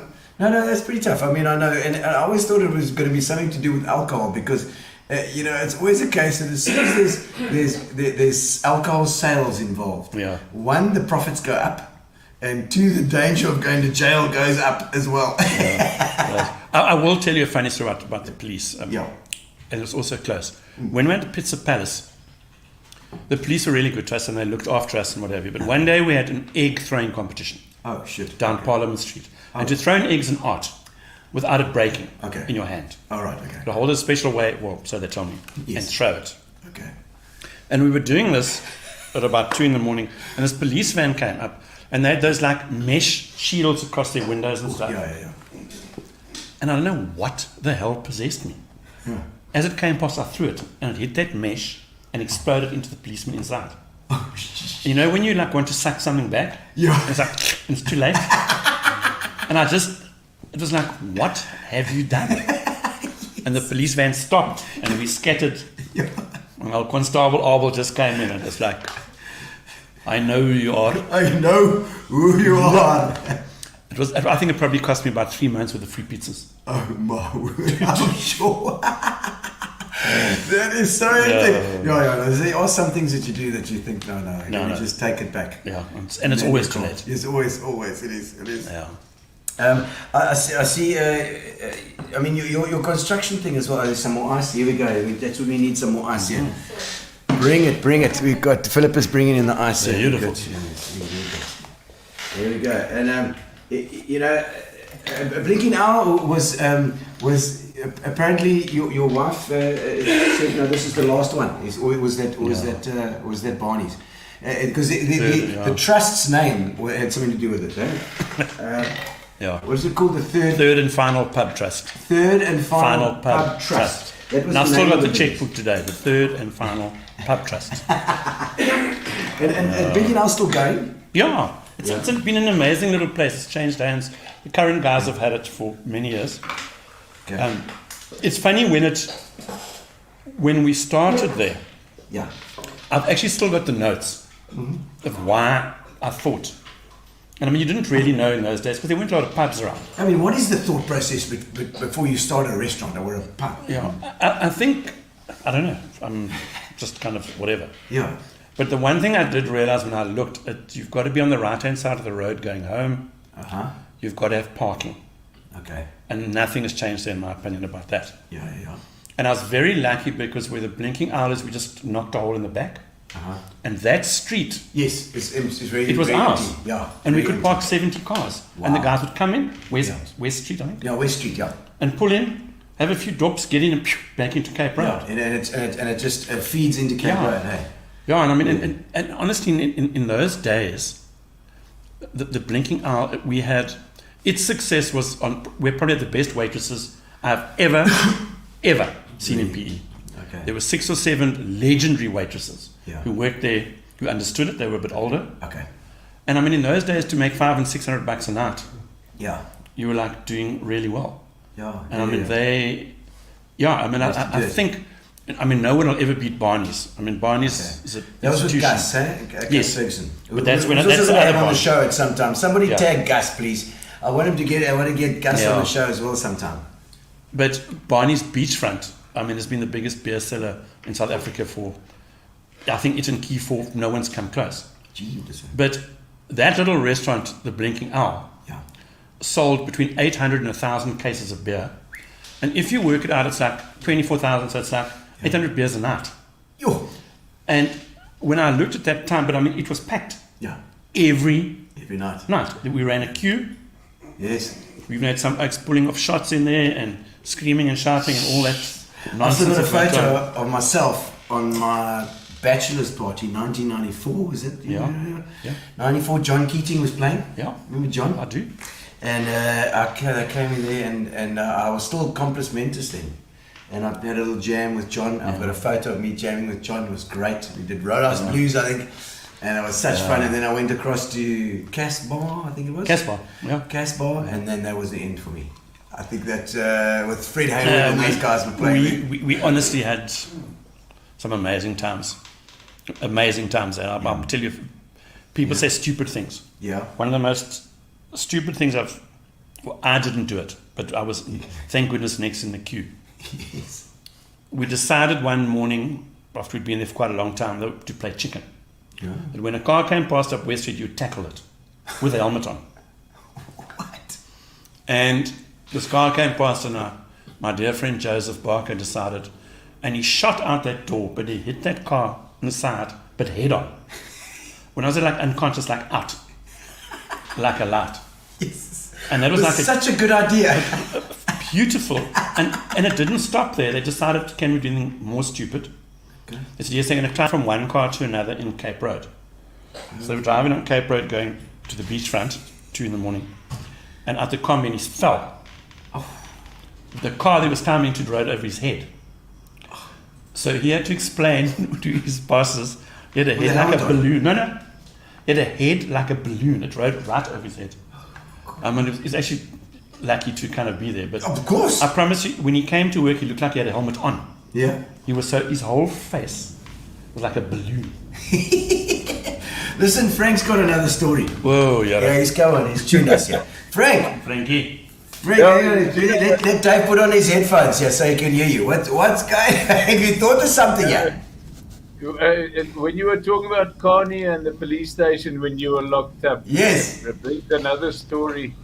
You were locked up in the old police station down at the beach. Remember that? Yeah. Twice, so you've Little been to beach. jail a few times. Yeah, the old police station. But Yeah. All right. I was thinking now, Gino, when David and I were a lot younger, and we had a friend that worked for Epal Feeds, Vernon Tocknell, and he had an expense account. So Oh, what he'd nice, do nice. is he wouldn't spend that money on his clients, but he'd take David and I to the Kenton Hotel when our Pep Fraser still owned it, and we'd sit there and drink that whole expense account. And I mean, we were Mr. We had so many names, but anyway, and we were quite clever there. We were quite clever there when. Oh, And he ran over his checkbook from his dad. He had his yeah. dad's checkbook. So Oh, he dear. pulls his checkbook out and I don't know if you can see, but he shakes his hand Yeah. like this. He says, David, Yeah. you've worked very hard this month. And he says, I think you need a bonus. And he writes out a cash check. your He dad's writes checkbook. out this cash check. Yeah, it was about $100. It was, I mean, a huge amount. And we're sitting in the pub because we started there at lunchtime, and this is about 7 o'clock at night. And he says, young man, tell me, are you running your dad's farm or your farm? And David looked at him and said, I'm strolling my dad's farm. I'm not This is not fair. I'm not running anyone. This is not fair. It's not fair. Strolling on the farm. Yeah, that's exactly. Thanks, Frank. That's fantastic. I like that. Oh, yes. Very well done, Dave. You have been working well, my son. No, that's good stuff. That's good stuff. No wonder your dad must have given you a hard time. So, No, he was quite tolerant. you're right. Yeah. He was tolerant when I wasn't there. Yes, he missed you when you weren't Yeah. there because there wasn't anything to do when you weren't there. Everything ran so smoothly when you were gone. Yeah. No. Okay, so Blinky now, and then Barney's Lorraine with Gus. Is that right? Yeah. All right, and how did that was after Blinky now then? Yeah. What's the story with I always hear about Oaksmith restaurants. You say, no, what you do is you get the thing ready and then you get it going and then you sell it for a fortune after you've done it. Is that just a myth or is that true? I must admit, in hindsight, and it was Barney's, Yeah, by that stage I learned probably the hard way. yeah, Unless you are a very successful restaurant or pub, Yeah. of which there are not many Yeah. over a period of time. yes, If you just graph, which I did, I graphed like 20 restaurants and pubs and just graph them, yeah, and you can just kind of see. Yeah. But when we took on Barney's Lorraine, it was a really, really hard work. Really hard. yeah. To go into the suburbs, and Gus and Craig and I, Yeah. Craig's Gus' son-in-law, Okay. we started that Barney's Lorraine. Yeah. And I remember flying over that area in a helicopter with John Huddleston. John, The you're one and lucky only. he's still alive. No, I don't go there. Just my insurance John. premiums changed dramatically. Sure, I love John. Love John. Love John. Nutcase. Yeah. And he flew me around and we were looking, and the thing that struck me about that area was the high density. It's Townhouse Valley. Yeah. Back then, let alone Okay, now. okay, yeah, it is. So the amount of people to serve, so you cut the beachfront off, Yeah. then P is like, I always said it's a triangle, Cape Road, William Moffat, Buffelsfontein. Yes. Yeah. That's So when you did that and you put a restaurant there, and you just drew a circle, the volume of people was high. wow. Okay. So we kind of looked at it into a family restaurant, Yes. which was, it was difficult. It was a huge place. It was probably the best equipped place. At 300 seater, I think, 300 seater. Wow, that is insane. Something insane. Beautiful kitchens. Yeah. Okay. But for 2 or 3 years, Gus, Craig and I really, really struggled to kind of get it going. yeah. But we were the first who did sport. Okay. We were the first. I mean, if I think of it, I think we paid 30,000 rand for a projector in 1990. It's like you took it over 3 years. Yeah. It's like buying a bloody car. And these days you buy a projector for Yeah. a couple of grand. Yeah. 2 grand. And we did, in those days, the All Black tickets were 3 or 4 in the morning. Yo. Okay. So what we would do is like we'd sell the place out Yeah. or book it out for those rugby games. Yeah. And just word of mouth. yeah, but no, I mean, we had a fantastic following. How do you advertise to something like that? I think probably where I was probably the luckiest was Pizza Palace, then to Blinking Owl. Those guys grew up, they were out of varsity. Okay. They were working. Yes. And so they spent 5 years there. Then we moved to Barney's, so they moved, there. to there. Okay. So we had a very big base that followed us. Yes. But I mean, if I think of some of those days at those rugby games, Yeah. I remember one day it was like, our deal was, you got to come as you are when you get out of bed. It was like 4 a.m. So everyone thought that was fantastic, but no one thought about going home at like 9 o'clock. So they would come along, and if you wanted a coffee, then it was 10 rand. If you wanted a double brandy coffee, it was 3 rand. With the dreaded Wellington or whatever it was back in those days. Yeah, and it took a long time to kind of get traction. And then, as you were saying, at the end of the day, you kind of realize that you are going to probably do your best when you sell. But you can only sell, so we had to just keep going. Keep going till it's really cooking, and then set it when it's. You set it at it's best to set it at its peak. No, but I mean, then at that stage, Gus and Craig had left, and I was on my own, and it was just like, I need to just get it to this point, and then I'm done. It's hectic. Yeah, because you have to be involved all the time, isn't it? And people think you get to a restaurant when it opens and leave when it closes. You know, you get at 8 a.m, dealing with staff, patrons who have had far too much to drink, not that you can complain. One thing I did learn there, no one must ever tell me that the customer's always right. Oh yeah, no, the customers are often wrong. When it comes to alcohol, it was like, no, we had something, but you know what, we had fun, and it's funny you talk about the restaurants. I was thinking the other day is that I left PE when I went overseas and travelled. I worked for Kontiki, did a Kontiki tour. Wow. Then I worked for Kontiki. Oh wow! So I did some trips in Europe and what have you. And I've got a picture of me leaving PE. My mom took me to East London Airport. It looked like I was going to a fancy dress. Actually, looked like you. Choose God. With boots on, and it's like, where's this clown going to? And ended up over there. I remember saying, over my dead body will I ever come back here to Kenton and Alex and PE. You know, and 35 years later, you're back. You know, I just see this. What about the pink pig jam jar story, Dave? Neil Wallace. What about the pink pig jam story, George? Is that a dodgy story, that one? Jam jar rally is a... Oh, jam jar. I know that's a vintage. Yeah, not vintage. Well, it's like old. The rules are very simple. Your car has to be 30 years old. Okay. Cost less than 30,000. Oh, so it's like old Crocs. Yeah, proper ones. Cortina. Yeah, Cortina. And Sierra. Proper. I say Sierras. And combis. Lekker escorts. Yeah. Combi. No, listen, it's... Beatles. I'm sorry, there have been a couple of good movies made of that rally. Yeah? It's been going for 5, 6 or 7 years. Let's bring the bubble car sometime. It is, and it's tough. You drive into Bavians and... Oh, geez, the bubble car. It's 3 days and... The bubble car will never make it. But, I'm sorry, I don't have a picture of the pink pig. Frankie actually was in our... The pink pig, is that your car? It's a combi. A combi. That we had done in pink, completely, with a big pig's nose and pig's ears. And we all had pig suits. Perfect. Yeah, and excellent. Everyone had a theme. It's amazing the trouble people went to, and it was like they raised quite a lot of money for charity. Yeah. But it was a great excuse to be badly behaved. But I mean, one of the themes of this show is Mike van Vuren saying Dave, Tommy Lawson double booking. Oh. What is that? I will tell you about Tommy Lawson. Yeah.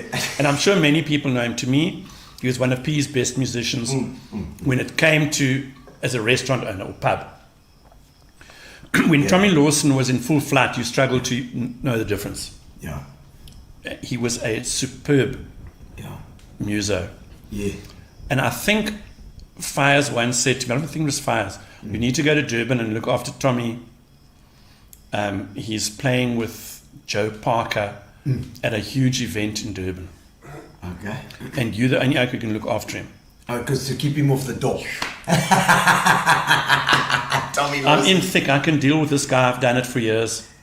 I used to have Tommy, when he played in my restaurant, he had his own circuit, so I could switch him on and off from the office. And I'm sure Michael remember. I'm sure it's Durban. Yeah. And Tommy unfortunately outwitted me completely.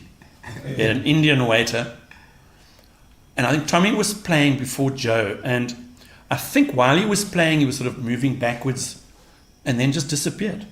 He flippin' fell clean off the stage, never to be seen again. Yes. I was in shit probably with Michael. Joe Parker was like that moer, like only Joe can get. Yeah. Okay. Right. Yeah, but Tommy to me was Legendary. when he was doing the SA Brewery stuff, the gig rig at all the test matches. Yeah. Flew him to Oz.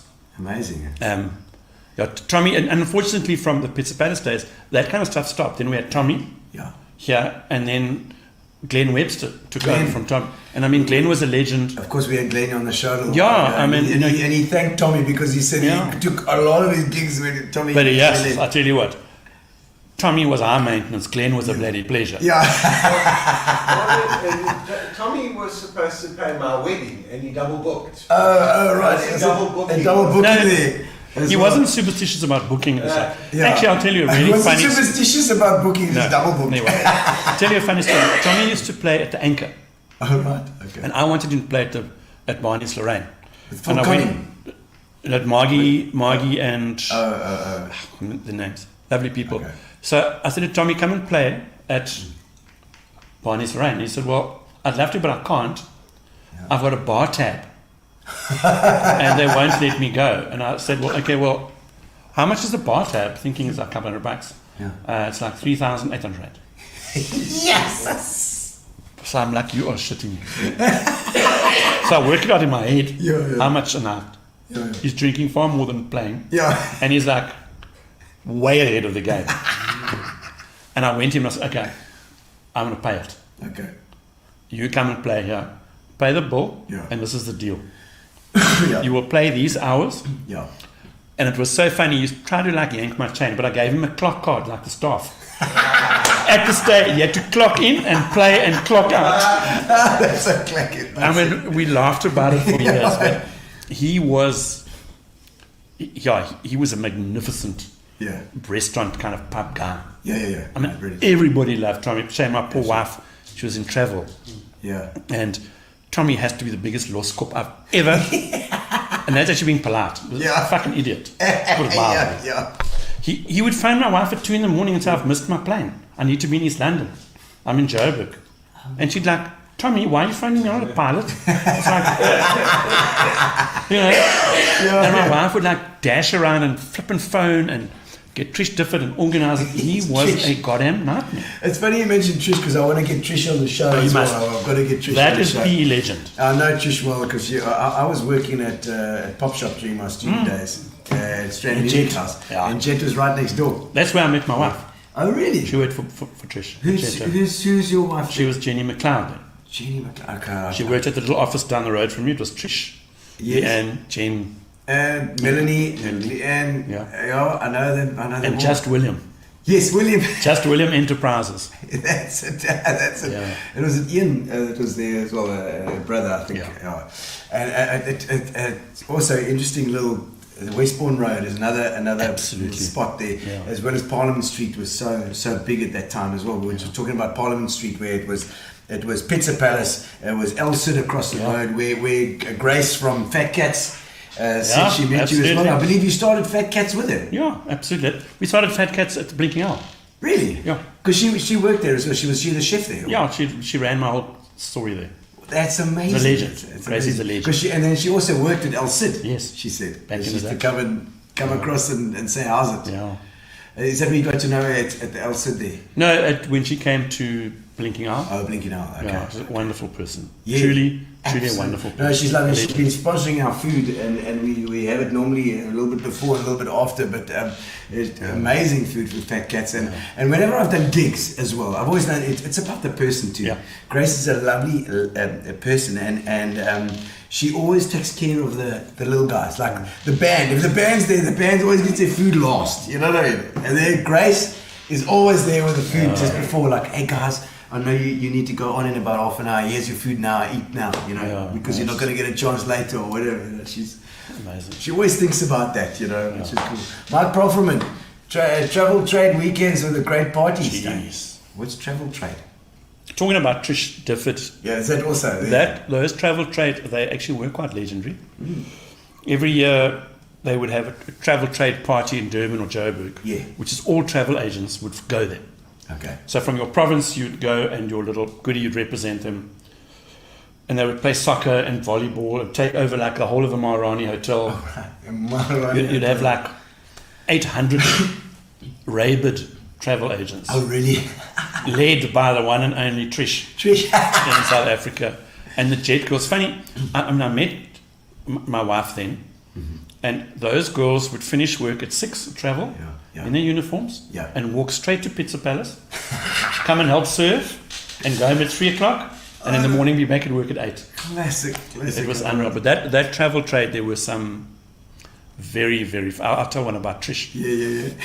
We were flying she is a nutter. Yeah, I love that's Trish right. as well. There's only one, thank God. Somebody tag Trish Difford, please. Somebody. We were flying to Durban and we stopped in East London, as you did in those days. We were allowed to get off the plane, and we went into the bar, having a crazy time. And Trish decided she'd take, I'll never forget, a bottle of Niederberg cab back onto the plane. Oh.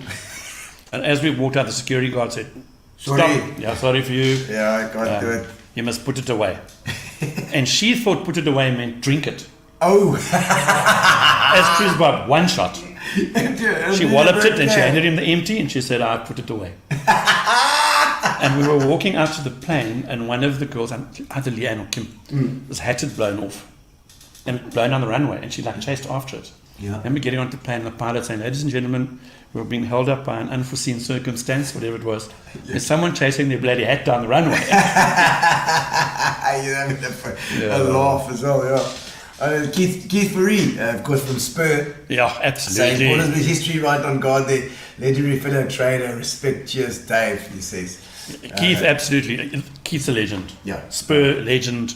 Amazing. Absolutely. And a rugby supporter. Yes. Many Always. trips we bumped into Keith. Yes, and I know good to hear from you, the great Derby days as well. I mean, absolute legend in PE, really. Keith Clark saying Mini Olympics, what's the Mini? Yeah, the Mini Olympics was like held here in PE for the travel trade. Oh, as well. Okay. Yeah, So you were it's kind involved of in the big. travel trade story with We your were. wife? I was. Yeah. Your wife. Yeah, they were very well sponsored and sort of very Yes. badly behaved. Oh yes, of course. We won't go any further. No, I love it. I love It's it. great fun. And I mean,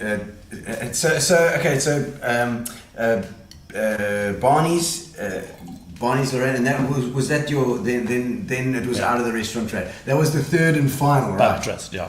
The third and final. That's what he called his business. The third and final, because your wife just said, "That's it, Done. done. That's it." Yeah. Jenny, huh? Is it Jenny. Jenny, huh? Yeah. Jenny said, "That's it," and so then it was Gardmed. Yeah, it was and funny at that time. Remember we were talking about the interest rates. Yes. Because I remember I locked my bonding at like 17%. Jeez, why didn't you tell me? 17%, I think it was, and went to 26 or 27. Yeah, mine went from 12 to 26 in about 8 months. Ooh. And people just don't realize, like when you're paying rent and starting. And You're at that paying stage, bond. at that stage, I had a little wine shop called Davino's as well in Newton Park. Oh wow. Okay. So I had like Gardmed, Davino's, and Barney's Lorraine, and I promise you, almost like lost all three. It was like Yeah, but I mean, borrowing money was chaos. People need to know the times when you had hard times and were suffering, and what you had to go through, because you know when things are bad, it's you need that encouragement too, you know, from folks that have been there, you know. So I mean, I know Adrian Gardner I had on the show as well. Also, he's had some hectic times where he just had nothing, you know, and he's just start again. Yeah. You know? I must admit, at that stage, I was like close to losing all three, and I was lucky Wow. my mom kind of had to go and be very polite and ask her for help to pay my rent. Okay. Yeah, it was From the farm. It was it was crazy. It was. Yeah. I mean, your rent. We always said you worked 3 weeks of the month to pay your rent in those days. Yeah. Then you had one left to pay staff and you. Yeah. It was hectic. Yeah. I mean, I think then our rent back in those days was like 20 grand. It was like unheard of. Well, our bond. Yeah. because we bought the Oh, business. so you bought the place as well. Yeah, Yeah. so- Bond and rent and everything. So it was just a Did it include the property and the whole no, thing? just buying the business. Okay, so you still had to pay the rent, Rent. and then of course you got your bond for the business, and that's so hectic, you know. And Gary knows as well from center stage times as well. It's a constant thing. I'll always bring up the fact that Bart always says, "How's the business going?" No, it's going. It's just going. De Vries. From Blue Waters. Yeah, but Bart de Vries, yeah. And he just just saying it just goes, and you pay your expenses and you think, and then at the end of the month, okay, we're okay. Now in next month, Keith Clark, Sebastian came out of Vino's wine shop. Our rep, what a lovely fella. Oh right, he came out of that. yeah, he was an amazing guy. He just came to work for us at Davino's Okay. with absolutely no experience Yeah. in wine, Yes. which is a tough call for most people, Sure. and especially if you've never drunk it. And went on and has done really well. Works with Sean and Keith when he was in the business, Okay. and he just decided to go with it. Yeah. And you know, we all have different palates and all kinds of things with wine. It's a very different. And I learned, it's one thing I learned in the wine industry, and I've said it to many people who know. Wine, it's your wallet and your palate, Yeah. and no one else's. Yeah. Yeah. They can try, Yeah. but that's how you drink. Convince you, Yeah. but it's you, Yeah. but it's yours. Yeah. Just a couple of comments there. I see volleyball players were very blessed. Gee. It's great times and a great era. Lived in Gordon Beatty. It was quite funny. We had some great volleyball competitions that Pitsapats entered in those days on the beach. On the beachfront. Yeah, okay, the so- beachfront. And if I think guys like Gordon, Rob Elphick, Yeah. um, So there was nothing on the beachfront at that time. All the pubs and clubs were all in the Parliament yeah, Street but this was area. actually held down Kings Beach. Okay, so they But this actually took it volleyball down. tournament, Okay, yes. and we entered a team. Okay. I think Sean Bolson, Leon van der Berg, and myself. And it's quite serious, well, for most of them, not for us and the Jet Girls. It was like another travel trade. And we ended up, I think, playing, I can't remember, getting to a semi-final or something like that. Surprise! Yeah, like proper, like surprise. And we were absolutely hammered. And we took on this side that represented Eep or something, and we beat them. Oh wow! And it was like, but that was that game. From then on, it was just Oh, it's just death. After that. into Flora. Yeah, we had plenty of those big volleyball days. Dave Me was his name. Yeah. Gordon's involved, Rob Elphick. We had some amazing volleyball. We had our own volleyball days that we did at the beach. Yeah. Competitions. There's definitely an entrepreneurial spirit about you, because I mean, if I think the fact that you're not scared to take that risk, you know, and if there's an idea, you keen to go. Is that the kind of personality that you've got? You're like, hey, this is a good plan. I mean, you've been with Gardmed now. It's a different story. Yeah. It's such a big company. I think it's a different thing from like a Pizza Palace or a No, yeah. I often look back and like wonder why you made decisions. Yeah. And the one thing I have learned that there's many people with great ideas. Mm-hmm. There's less people that put them into practice, Yeah. and there's very few that follow through. And the follow through, as you will know, it's the hard part. Yeah.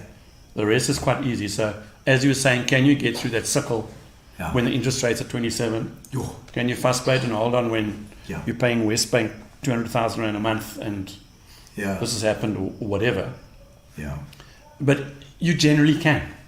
Yeah. You just have to, If you just You gotta try, be if trust. you just having a go at it, Yeah. that's Absolutely. gonna solve it. You know, that's the thing. absolutely. I think we must probably get into our getting to know you questions as well as we go. As long we're getting to know you pretty well, but we need to get to know you questions. Getting to know you, getting to know all about you. Just put some more gin, don't worry about the A tonic. bit of Julie Andrews for you. I see my little shrine inside here's got a sound to light. Hey, So it goes bedorned inside there. Eh? God, lekker. Fire's burning. A bit of my featured leads inside there. All right, the craziest, most out of character thing that you've ever done. Have you got an explanation there? I'm never quite sure what out of character is. What does that got to be? Well, what is your kind of character? Are you a conservative kind of character? Are you a risk taker? Are you? It sounds probably like am. you've thrown an egg at a police car. You're pretty much risky. To be honest, the most craziest thing I've ever done is Gardmed. Really? It has to be. It has to be. Like, when that ambulance arrived and my wife said there's an ambulance outside, and I said, well, it's ours. So it's like, did you really say that? that's kind of how it started. With two medics in my house. Yeah. No idea in those days how to work. And, it probably took me 18 months to understand the industry. It was an absolute roller coaster. Yes, like Wow. like obviously the guy that was on the chain, whatever, he obviously knew a bit of the ropes. Well, he was just a medic. What was but he never understood. He'd driven in ambulances before. That's it. Okay, so he'd done that. But he so never wanted understood his own the medical aids or how you make money. Yes. Because to chase money nowadays with medical aids and road accident fund and because you make deals with medical and, aids. I mean, I know the medical aid business because I did it in brokerage for like 18 years or something. But so they have a deal with Gardmed and they say, okay, well that's your preferred provider, and then you get all those guys. But you got to give that service. Listen, it's hectic. We little. Yeah. So when you're dealing with discoveries of the world, they can bully you and just do what they want to do. Exactly. That's the thing. Hey, that's the thing. And so you've got contracts with a lot of those medical aids. No, it's funny with medical aids. If it's an emergency, it's cool. You deal with every medical aid.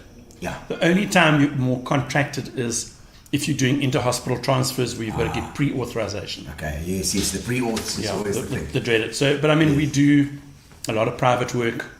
A lot of events, a lot of workmen's compensation. I know that you did the nurses run as well. Yeah, we do all that.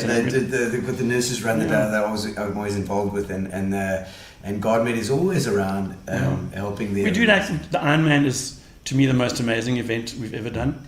Yeah, it has to be the most well-run event I've ever dealt with people. Who actually runs it? Is it Paul Wolf and that? Paul and his wonderful team. And I mean,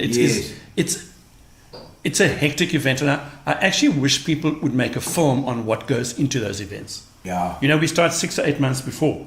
Yeah. Whether it's a rugby test, the same thing. Yeah. You know, you've got 8 vehicles, trying to keep track of them, working with the traffic department who can be itchy and world-class people, you know, world-class athletes. Yeah. And I honestly think that they don't get enough credit. That is a world-class event. Because we spoke to some of the big guys who've traveled the world who are involved in it. Mm-hmm. And they're always so complimentary about PE. How it's run. Yeah. It's such a flagship event in PE. We've got to try and hang on to that as best we can. I mean, I know we were in danger of losing it. Yeah, everyone's after it. Yes, and if we can keep it on the books, you know, that's... I see Duncan Brown saying my first job ever was making pizzas with Gavin Loon at Pizza Palace. That's right. 1989. Yeah. The 1 year after you're out of matric, I was jamming that time as well. I was coming in there to... And they were bloody badly behaved. Yeah, I'm sure they were. They could make pizzas, but they were those two bastards, Gavin Loon and Duncan Brown. Yeah. There we go. Dave developed the idea of a queue outside a restaurant. Always worked. You know, did you sometimes put one there? You just need 10. You just need 10 out. It's like going to a farm stall. If there's 5 cars, you'll stop. Yeah, it's true. So you need to have a queue, even if there's only 3 hours inside. I love it. Because the first beach volleyball tournament in South Africa held on Kings Beach with that. Did you organise it as well? Yeah, well, we sponsored those volleyball things. Oh, wow, okay. Yeah. So somebody came to you and said, "We got." Oh, they were my best drinking customers. Oh man! Gary's got a picture of the pink pig. Oh, excellent! There it is. There we go. Look at that! Ah! Yes. There's the farki. Yes, so that's good. Check out those hooters. Man. Yeah. Is well, when I say that, is that was that an ambulance? No, it was just a combi that we got. Like an ambulance. Yeah, no. It flipped. We needed an ambulance after that. I'm sure. It was well connected. It had optics and all kinds of things in case of emergency. Oh, really? Okay. Oh, excellent. It looks like a good job. And it made it. It made it through the Bouillons. Sure, we've had a couple of close calls. Oh, really? Towed in once or twice. Oh, really? Some very good mechanics helped us. Oh, very good. Let's look at the Beetle motor in the back there, 1600. or 1800, 1600. Yeah, I think terrible. So 1600 motor. But actually, it's amazing it boxer- survived. Yeah. Boxer engine. Yeah. I remember it said, we had the variant as Yeah, well, which is the remember same. 411. Yep, I had, Yeah. I had the 411. Was it 211? Was it 411 or 211? I can't remember. But it was a little box at the back as well, and eventually the battery fell through because it rusted. You know. Okay, an embarrassing story from your childhood. How about that? You got something for us? I think I can remember something with my parents telling me. We were on a holiday in a minus or something with my grandparents, who were very prim and proper. All right. And we were having supper, and we'd had soup, something, and I was like, not doing well with the spoon. And I picked the plate up, and I drank it out the plate, and got shat on. And at the top of my voice, I said, "Why are you complaining? I always do this at home." That's I've never been allowed to forget it. You think back to that, and you didn't really care about it, but your parents just died. Grandparents like crawled under the table. Well, no, there was a story about we went to it's in the middle of the Free State. We had a story where the child as well said sat down at the table and said, "Oh, why for they pudding spoons? It's not Sunday." And so the parents just died. You know? Or it's like when your child behind you, your toddler, says to the lady in front of you, "Why are you so fat?" Yeah, I know. You know, and you just want to crawl under the nearest table. Is there something that you're terrible at? IT, I'm not the world's best. IT, that's great. I've got some luckily great people who look after me. Sean okay. my mate. Arzenberg. Yeah, he works me up. He must tear his hair out with me and think I'm an absolute moron. You know, you need it. It's something you have to. I try, but and my son. Okay. You know, he's lost it with me. Well, Frank's got his daughter there that helps. I could see that. You can see that too. The daughter helps him out a No, lot. Carl, my son, has been quite long suffering. Frank's always his daughter, and then of course she helps him with his computers, and then changes his nappies as well. Any strange quirks? Like you got a routine in the morning and stuff, or whatever. Superstitious, man. Yeah, funny. The only superstitious thing I would guess, if I'm walking down the pavement, I don't walk on the inside of a pole or traffic meter. Oh, you don't go. I walk around them. You walk around the outside of them. It's more dangerous to walk around the outside. Sadly, it is. Unless you got a helmet on and you're chasing a car or something. I've got absolutely no idea where it came from. I'm surprised you guys are all still alive at the blinking hour after that stuff. Okay, any aha moments that you've had in your life? So sort of it made you rethink your approach to life? Yeah, I guess when I had a bit of a wobble, about 2 years ago. What kind of a wobble? With Dr. Potts, when my heart jumped up and attacked me. Oh wow, okay. Proper heart attack. And my wife always tells everybody I'm the only guy who went to hospital in a Mini, who owns an ambulance service. But you mean a Mini like a car, not a Mini dress? A Mini. Okay, no. Yeah. Okay. And it's funny, you just, I guess, you've got so much time on your hands for the first time in your life. Yeah. You're lying there for a couple of days and you just and you think about stuff. start taking stock and just think. Well, did you have a stent or what is it? I had a couple of stents put in. A couple of stents? Yeah. So you didn't have to have a bypass? No, thank goodness. Okay. Because I think Graham had a bypass. No, absolutely, and I promise you, hats off. There were four of us, actually. Saying she received mails out of ICU. There were four of us actually that had heart attacks within a couple of hours of each other in the same ward. Okay.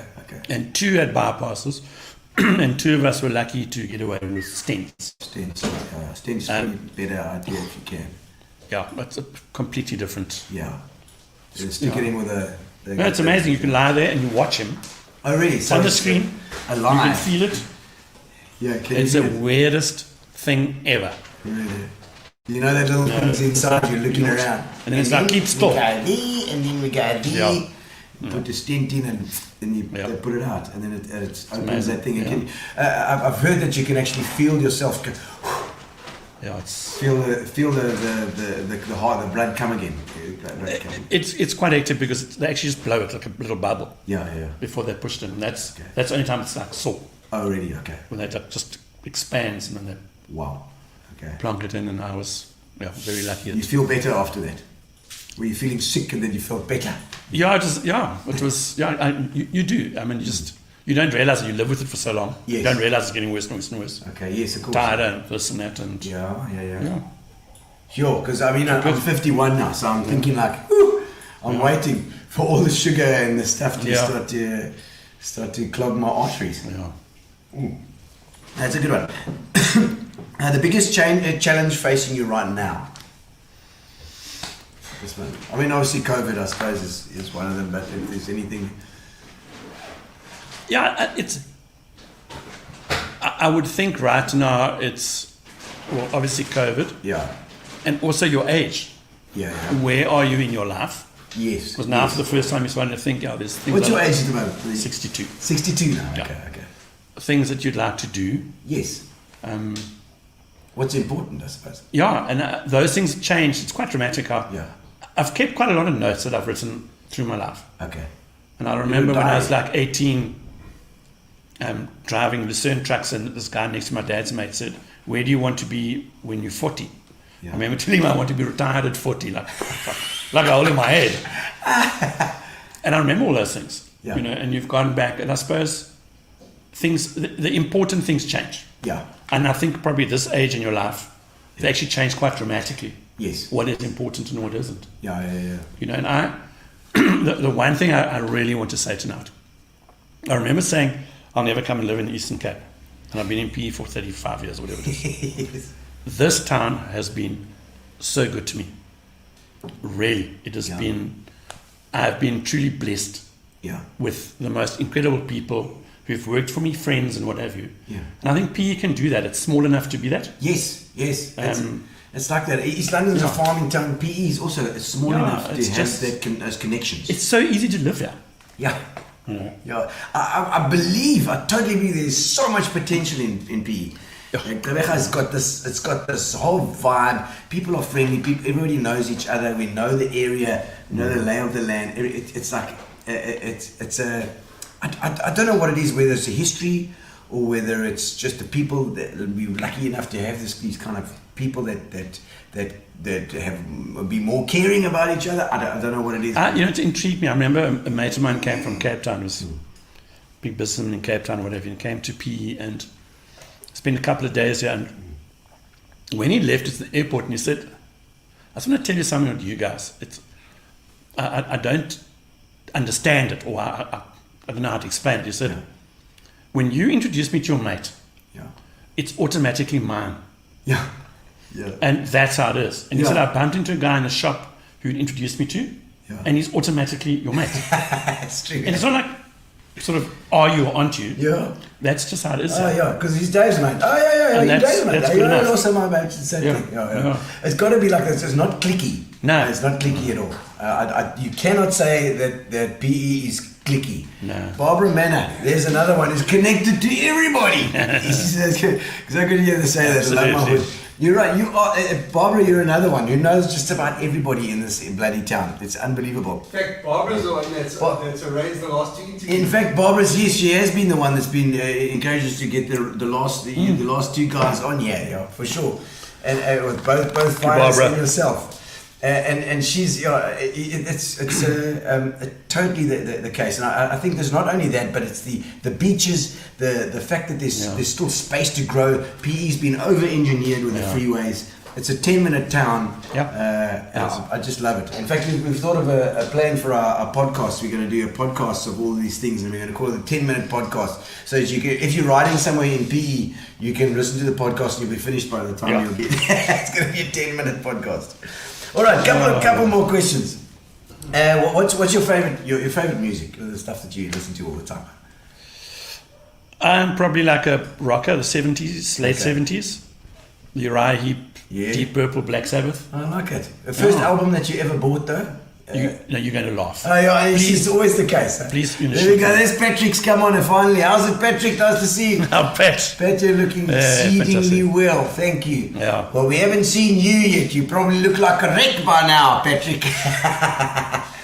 Yeah. We were just talking about Patrick Patrick. We were just talking about you being playing at Pizza Palace with Steve Kruger. Steve Kruger. What a great duo. Absolutely. Yeah.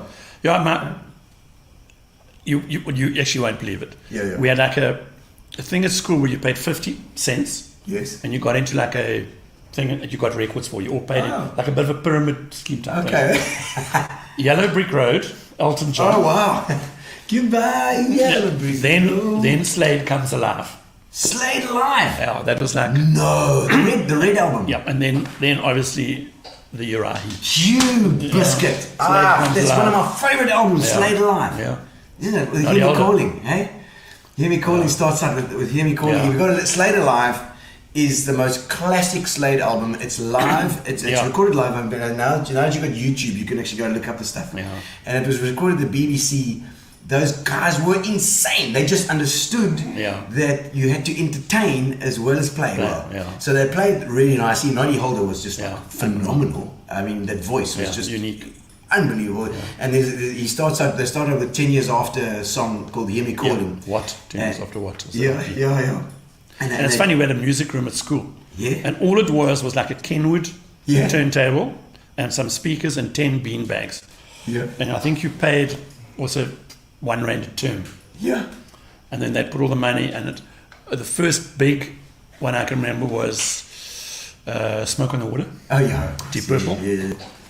And obviously all the Uriah Heep stuff. Yeah, And we'd all lie on the floor and music blaring. When I was only 17, I fell in love with a gypsy queen. I love it. I've got that on my playlist as well at the moment. There's a new band called Wolf Mother who's got a song called Joker and the Thief, which is a similar vibe. They've got that jing, jing, jing, get you down. It's like I love that flipping that drive, that And they're just electric guitars. there are not many bands who play that. Yeah. No, there aren't. We do our Sundays up the road here at the barn. Yeah. And they can play, very few bands can play 5 or 6 Pink Floyd songs in a row. Yeah. Like they do. Yeah, I mean, we used fun. to do it. We used to do Gavin Flatter. Weeks and the guys. Gavin Weeks. Yeah. Jeez, Big G. Oh, yeah, he was amazing as well. And I mean, if I think back to the old days with Tank. Yeah, Jeff Good. Yeah. At Sandy Robbie. Yeah, Sandy, yeah, absolutely. What is the place they used to play at? It's American. He's American. Yeah. It was legendary. Yeah. I mean, we used to play all that stuff as well, and more of the rock stuff at that time as well. It was great. I love this. And our theme song at Pizza Palace was Black Betty, Ram Jam. I remember that. Oh, Black Betty. When you played it, then it was party time. Black Betty. Yeah, that was great. We used to, we used to do the ZZ Top stuff. My dog's country, Sailor and Sniffy, Lacey. But we used to play the ZZ Top stuff and the blues stuff. It was all went down so nicely at that time. It was Crowded House was coming through in U2 and that stuff as well. But so you play what you needed to. But every now and again we slot in one of our own kind of favorites. Yeah. The rock stuff was always big. Yeah. Always big. All right. So is there any time that you screwed up royally, like they've made a complete cock up of something, business wise or otherwise? Yeah, and I've had some clangers, business-wise, and I remember opening a security company out of Alexandria. Oh, okay. Back in the day, before people had alarms on farms and stuff. Oh, okay, yeah. And it just was a really shit idea because technically I'm extremely challenged. So I'm standing on a ladder, I used to hold it. Yeah. And we installed these things in Alexandria at some of these farms. Oh, it's like a radio thing. Yeah, right many years ago, probably 40 years ago, 35, 40 years ago. And I remember a farmer just saying to me, Sinky, weet jy wat jy doen? And I just had to actually admit it to him, yeah. He said a lake swim.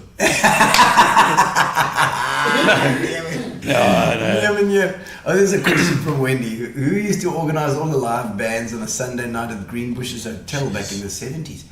Good Lord, Gee, I don't know. can't Greenbush, who had the Greenbushes Hotel? In the 70s. That's I'm like not sure. out there. Yeah. You'd have to ask Dion. I think Dion Matthijs would probably know who used to do that because he probably played there at that time. I see Annelien van Rooyen saying that her daughter worked at Pizza Palace. Well, I hope she was a good girl, Annelien. Oh, my word. And then Grant Hudson saying Dave, one of life's good people, a great friend and a real inspiration there as well. Fantastic guy. Was that Grant? Good to you, Grant. Are you? I think he's in Malawi. As a Malawi? Yeah, I think he's in Malawi. What is Grant? He was at school with me. Oh, it's a schoolmate. Yeah. Okay, at Kenton Hotel. Primary, no. Kenton Primary, huh? Not there. No. No, that was later on. It's in Grahamstown. Yeah. St Andrews. A real good guy, Grant. You two play water polo there then? Yeah, sadly too late. Yes. Yeah. All right, last question. Let's do it. Have you got any hobbies or collect anything? I think with all the sport and stuff, I've collected quite a lot of stuff. Okay, yeah, because much to my wife's horror. Dismay and horror. Especially like, oh my God, especially at auctions. Oh, really? I remember her saying to me one day, how many walls do you think there are in this house? Like, we have to build him like this. Do you put them up? Because, I mean, Mike van Vuren, Fires, has got like bats. Like 500 and something bats, is it? Yeah. And he wants to get them all in like a thing. But then he's got them in boxes and they're signed by everybody. And it's just insane. And then to make it worse, my son likes going to the auctions and he phones me. Oh, right. Oh, no, because he knows. And then he puts up his hand and then guess what?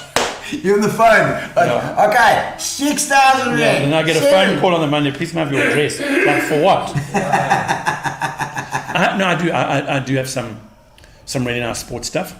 Yes. And my pride and joy as a collector's thing is just Dave Callahan had a benefit evening with his cancer. Yes. And Rupert Hanley painted a picture of Graham Pollock. Mm-hmm. And I got that painting of Graham Pollock, which he signed. Okay. And then I had a photograph taken of Dave Callahan, Rupert Hanley, Graham Pollock, and myself. Oh, wow. At that. Jeez. Yeah, at that's that classic. At that event. That is lovely because I remember those Rupert Hanley pics. I remember he used to paint watercolors. Watercolors. Very nice. Yeah, she was. And so sport is your little extra love. Absolutely. I've travelled all over the world. Well, I think we probably heard his most embarrassing moment, and we always ask our guest your thing, something when something's gone completely wrong, obviously, business wise or other. If you can think of anything else that's gone,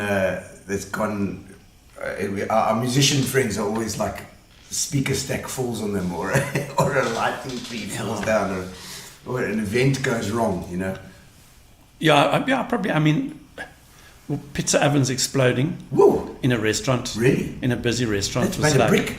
Yeah. No, these were electric ones. Oh. It was like quite problematical. Did it make a big noise? Needed like a gas mask. It just filled up the whole place. It was, and the people who there were so drunk they were throwing flour around inside. Oh, yes. And they took a fire extinguisher. I don't know why. Decided to start spraying water nowhere. And you know what flour's like? When someone's spraying a fire extinguisher. Oh no. They had like this flipping dough and shit all over the restaurant. But people were, in those days, people just dealt with it. It's true. Yeah. Geez, like, well, that sounds like a mood of a mess. Yeah. And I remember Pizza Palace eventually, it had a certain smell to it. It was like beer and pizza. Even when we changed the carpets, it made no difference. Really? You pull up the carpets and smell them. Oh no. Gary wants to know, he's got a question here. What's the biggest adventure you've ever had?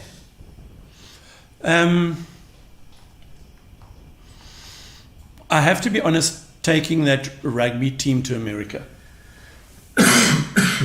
Okay, so you took the farmers over to your Davis University thing? Took the guys from Sodara College. Okay, wow. And we took, I think, like 12 or 13 from there, and then 12 or 13 guys from Alexandria.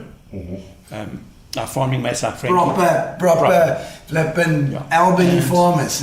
Yeah. And we can play rugby, but Yeah. take us over. Is he next place there? 12 men. They had no idea. And I mean, as I said, we stole Frank's dad's truck to get to Joburg, then got to America, and I had organised no transport, and then we got the guys in the airport somewhere.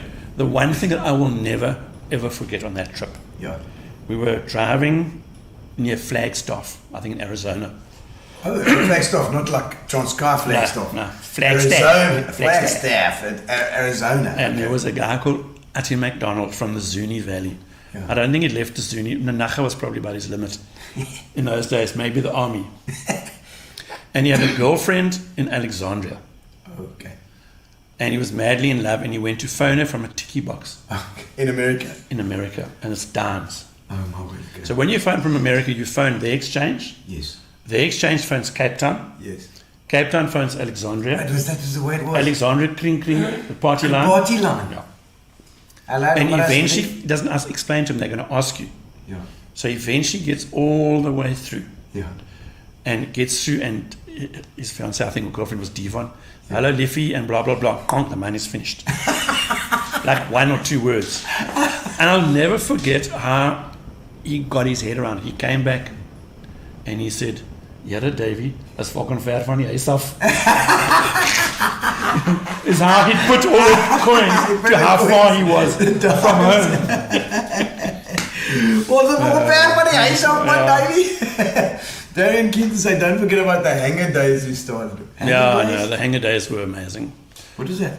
We did all Hanger? the Springbok, yeah. We had Philip and Sandy Putziger, and I had the Springbok Supporters Club. Philip Putziger. I know him too, yes. Yeah, we had the Springbok Supporters Club for many years. Okay. And we ran those big events at the hangar. Yes. Across from the airport. Yes. I remember them. And we'd have like 1,000 people for test matches. Yo.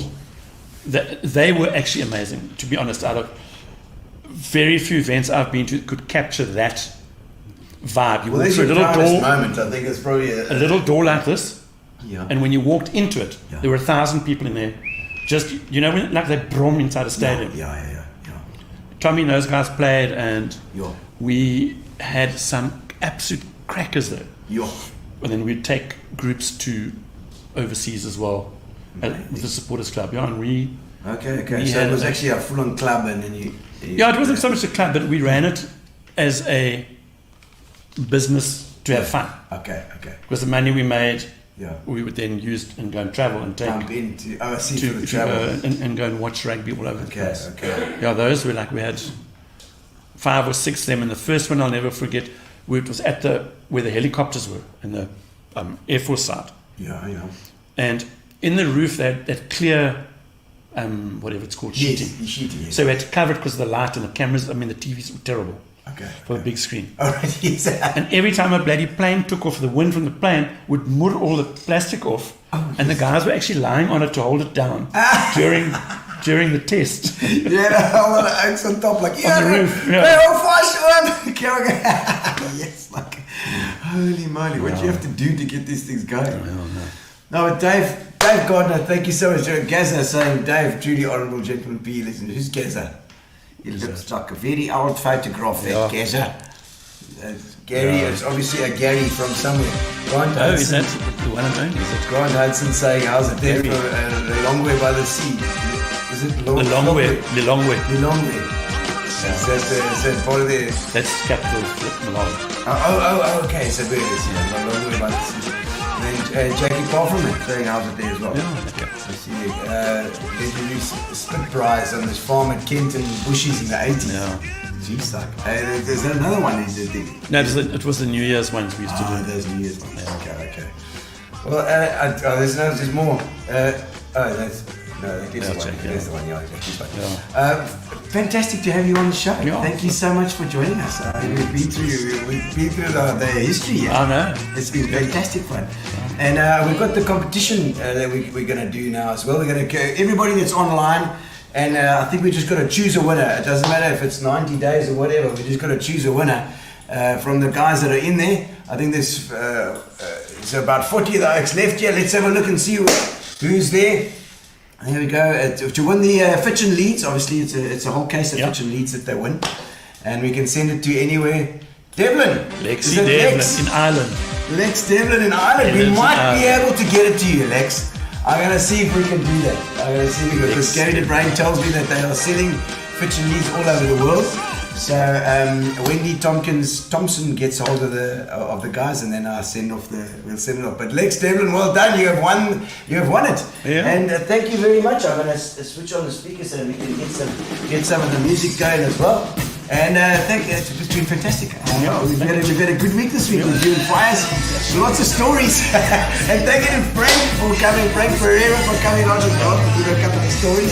Thank you to our sponsors, Fitch and Leeds, and Spa over here as well. This has been fantastic to us the whole time. And we'll see you next Tuesday. Who's next Tuesday? Lloyd from Reggae Charters. We've got the Reggae Charters guys coming on Tuesday. Don't miss it on Tuesday, 6:30. And make sure you subscribe on YouTube. Thank you to Fat Cats as well. Of course, your ex-business. Did she buy you out? Gracie is a legend. No, she probably chased me out. I chased you out.